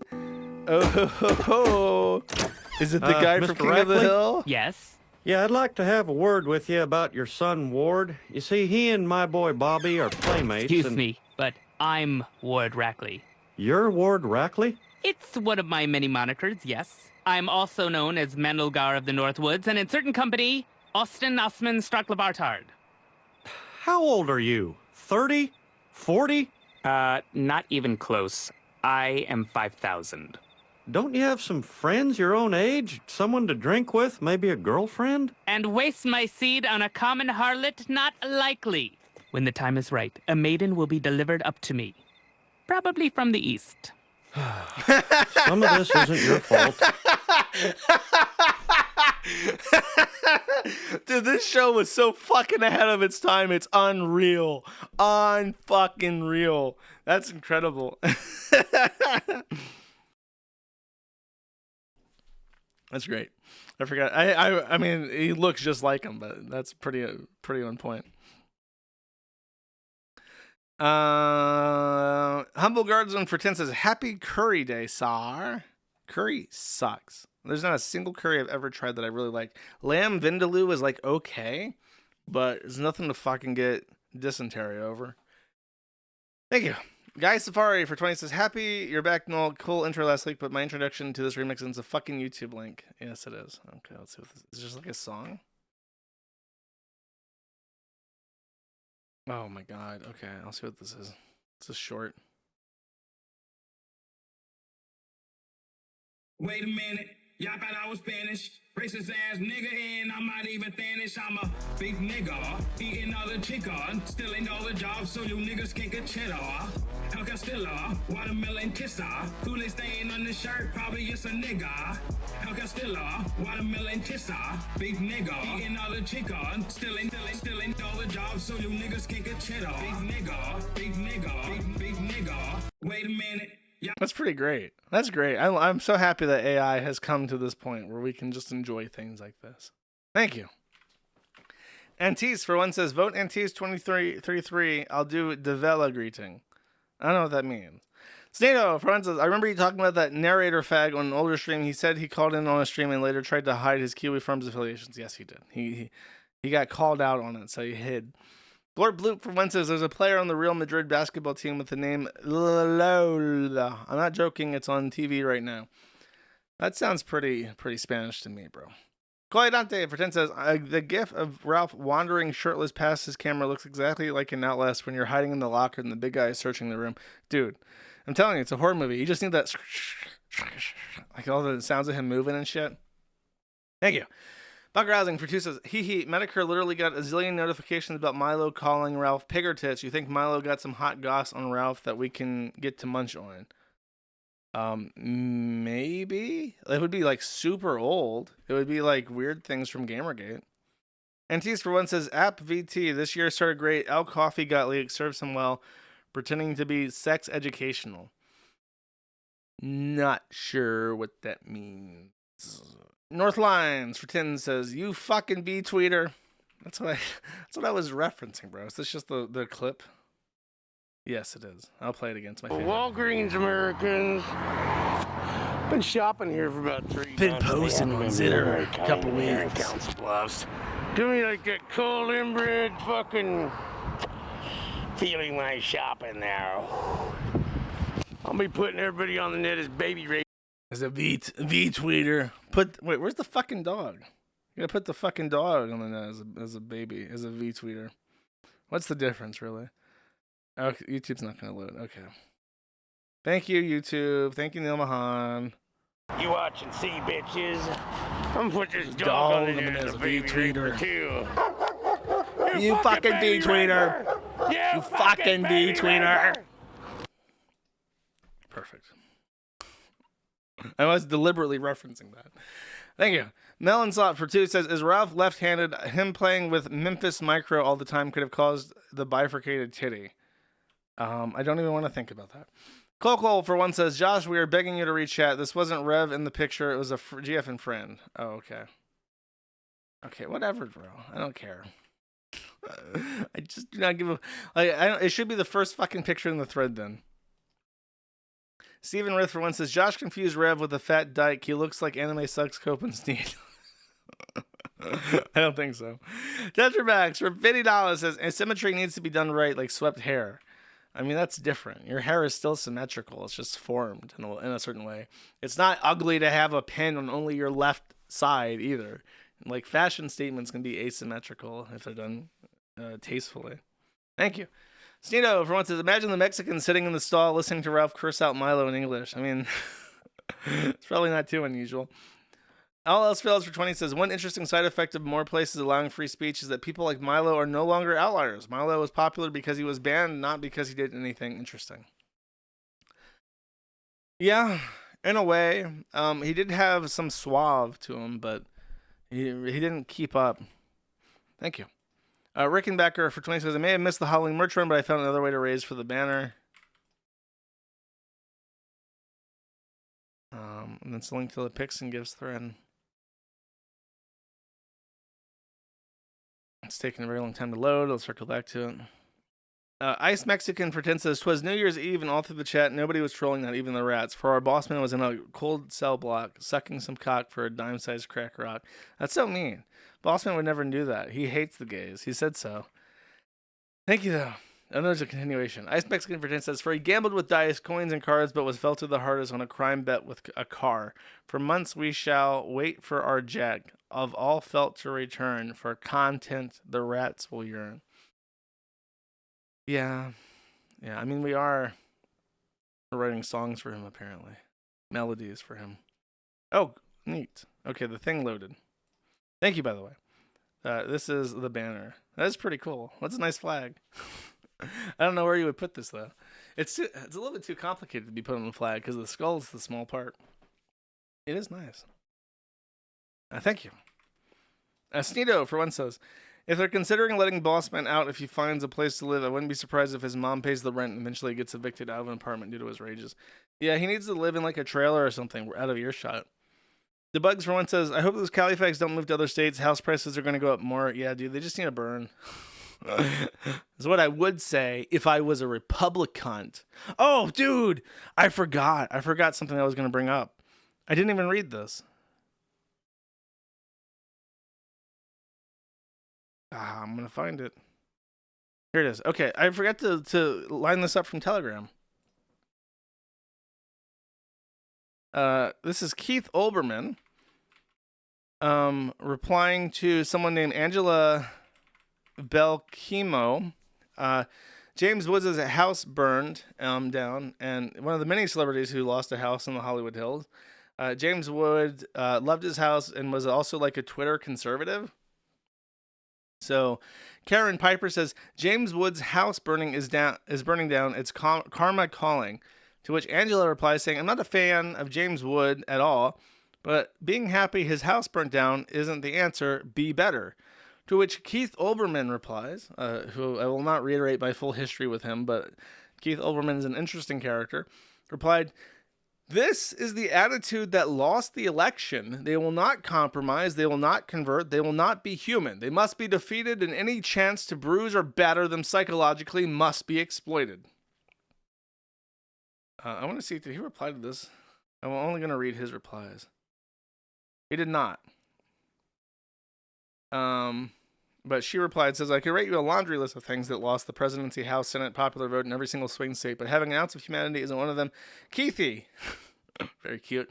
You haven't learned a thing from 2024, and doubling down on this kind of rhetoric will cost the Democrats again in 2028. So I like seeing Keith Olbermann spurg out in rage. That's nice to me, chat. It's nice to me. Okay, next. Sneed 14421 for 1 says, grow your own tomatoes. They taste better than store-bought tomatoes. I fucking plan on it. Good luck 7 for 5 says, you never seen anyone eat a cucumber sliced half long ways in Eastern Europe. I mean, yeah, I have, but it doesn't really appeal to me. Spinglecap for 2 says, people that look like Null. Bro. Alright, you're like giving me $2 to like make fun of me. Fuck off. Blurp Bloop for 1 says, Karcha soup is SSS tier. Have it once or twice a week. Georgian is the only good Eastern Euro cuisine. That's fucking contentious. A lot of their food is good. Georgian just so happens to be exquisite. Judy Tester for 2 says, don't worry, everyone. The manga for Made in Abyss is worse. It was great when everyone liked the anime, then Googled the author and found out everyone else he did was a nightmare child porn art. Glad to hear. Well, thank you, Japan. Doodlepot for 10 says, here is my $10 per stream when I remember. Can't wait to listen later. Thank you. Appreciate it. Devious to be for 2 says, sup, bro. Blurp Bloop for 1 says, you have an infant child or kitten somewhere nearby. We can hear it. What's up with that? I don't know what you're talking about. Steeno for 10 says, apparently Streamlabs made an AI stream assistant. I imagine this is how it will handle your chat and stream. And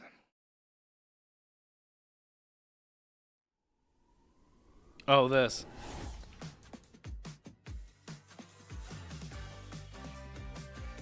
My secret cat. Joshua, your chat is repeatedly spamming the word knicker in chat, and someone has sent you a link to an AI-generated farting dragon eating pizza. Oh god, there's a schizo Pajit spamming in chat. Oh my god. The kickers keep spamming rat emotes. Oh my god. Saar, they're being hecking transphobic in the chat. Oh my god. There's more AI fat dragon links. I can't take it anymore. Fuck you anime, sucks cope and sneed you tranny chasing farting dragon retard. Pretty good. It's the, there was a Streamlabs came out with like an AI assistant. Maybe I should put that in chat and just see what happens. Maybe he does like just end himself. Thank you. Blurp Bloop for 1 says, if you actually do have a little family, that's adorbs. Thanks, bro. Hickey's Slick for 20 says, if you ever had a pastrami pizza, I used to be a basic bitch who only ate cheese and pepperoni, but I've been thoroughly red-pilled on pastrami and can't go back. Highly recommend if you never had it. No, I have never had it. I don't even know what a pastrami is. I'm going to be real with you. What does it look like? Is that pickles on it? You eat pizza with pickles? Are you fucking retarded? I don't even want to look at this anymore, bro. Sorry. I'm disgusted by it. Bunker Housing for 2 says, Molvat is from Sweden. Yes, it is. Haramburger for 2 says, welcome back. New year, new schedule, new insults. 1 stream a week is shallow and pedantic. Low energy, barely carried by a good news week. Enjoy. I don't know what that word means, so I'm not going to say it. Thank you. Haramburger for 2 says, try lobbying in Delaware with Senator Tranny. Offer to trade free speech for bathroom pass. Lidl Drip will sign and certify it. I don't think so. I think it would have I don't think any kind of compromise is going to happen on that front. Bunker Housing for 2 says, Molvat is Swedish for the word mole. They do burrow, on the opposite to tortoises. I don't know what the fuck you're even trying to say, bro. Crispy Legs for 5 says, happy Friday, King. Thank you. I appreciate it. Dr. Coffin Nails reduces what? No more Book of Enoch? Seriously, welcome back to the U.S. Maybe between you and Trump, we can make something of this place. I doubt it. We'll try our best. Me and Trump, we're going to try our best, Saar. Haramburger produces, here's your straight unban email. Saar, I am Indian. I cannot redeem payment. Please unban, Saar. I am Indian. I cannot pay Indian employees and fire white Josh. Please unban, Saar. That's a good one. Maybe that'll work. All else fails for 20 says, in case you haven't seen it, Dan Bongino has a payment processor claiming to be free speech like others. AlinePay.com. Well, he's beholden to the Card Network statements. I will contact them because they might be able to get me information about what the fuck is happening, but we'll see. Thank you. Optavia sales rep for 10 says, Interrobang. Thank you, Optavia sales rep. Docs Found for 5 says, Milo disappeared because he had settled down in a cozy domestic relationship with Nick Fuentes' Eunuch tranny crush. I hope they are very happy together. That's sweet. Happy to hear that. Docs Found for 5 says, if you're going to grow tomatoes this season, I very highly recommend Cherokee Purple Heirloom tomatoes. Good luck with the garden. It's very rewarding. Thank you. Maybe I will. We'll see. I don't know why you're suggesting those in particular, but maybe. Maybe, Jet.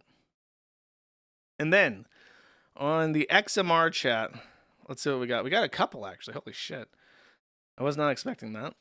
Monero Extremist for 2 says, this message is being sent via Tor, and the money is being sent via Monero. This message cannot be traced back to me. I am now going to say the most dangerous thing I've ever said. The reason why so many female users of KiwiFarms have PCOS is because they're fat. Extremely dangerous statement. PCOS is genetic, but it is exacerbated by being overweight because it releases estrogen, which inflames the PCOS syndromes. So it's not because they're overweight, but if they have severe PCOS, the chances are they are overweight, just statistically speaking. Monero Neighbor for $1 says, XMR Chads right up. Learn how to use crypto or die. Based.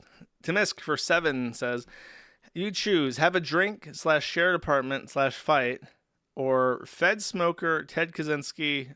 Oh, okay. Have a drink with Ted. Okay,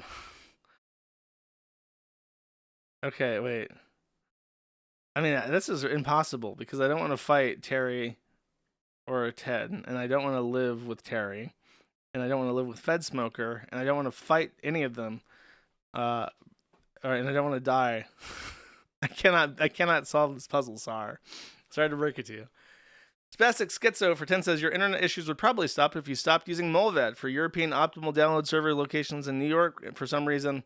Also for friends in Asia, and Australia appears to be the Virgin Islands. I do not... No, that has nothing to do with it. It might have something to do with the site loading slow.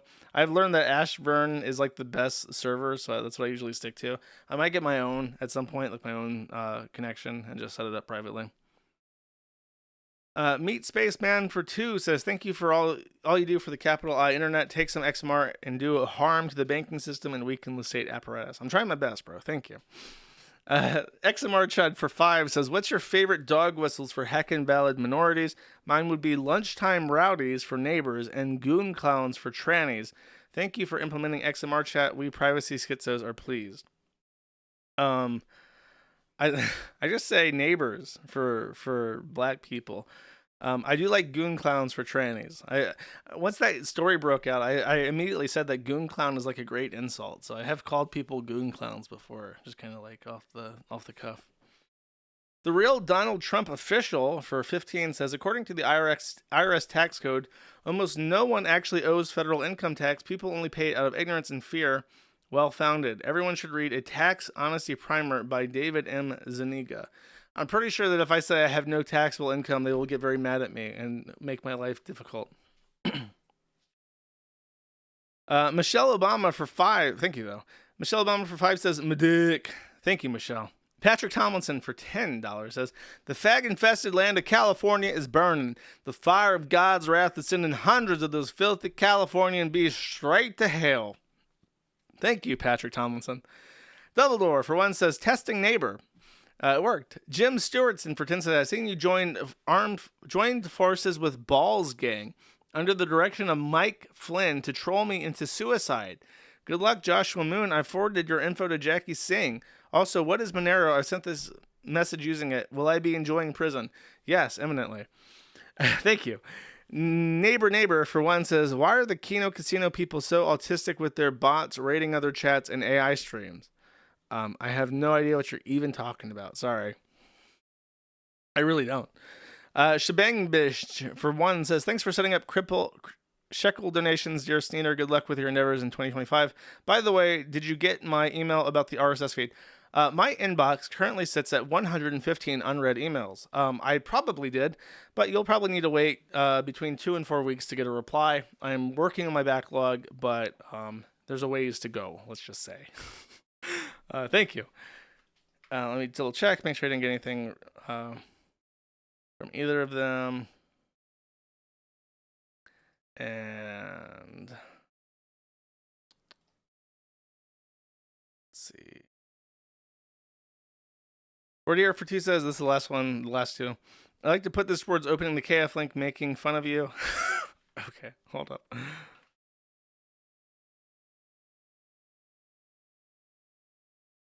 Okay.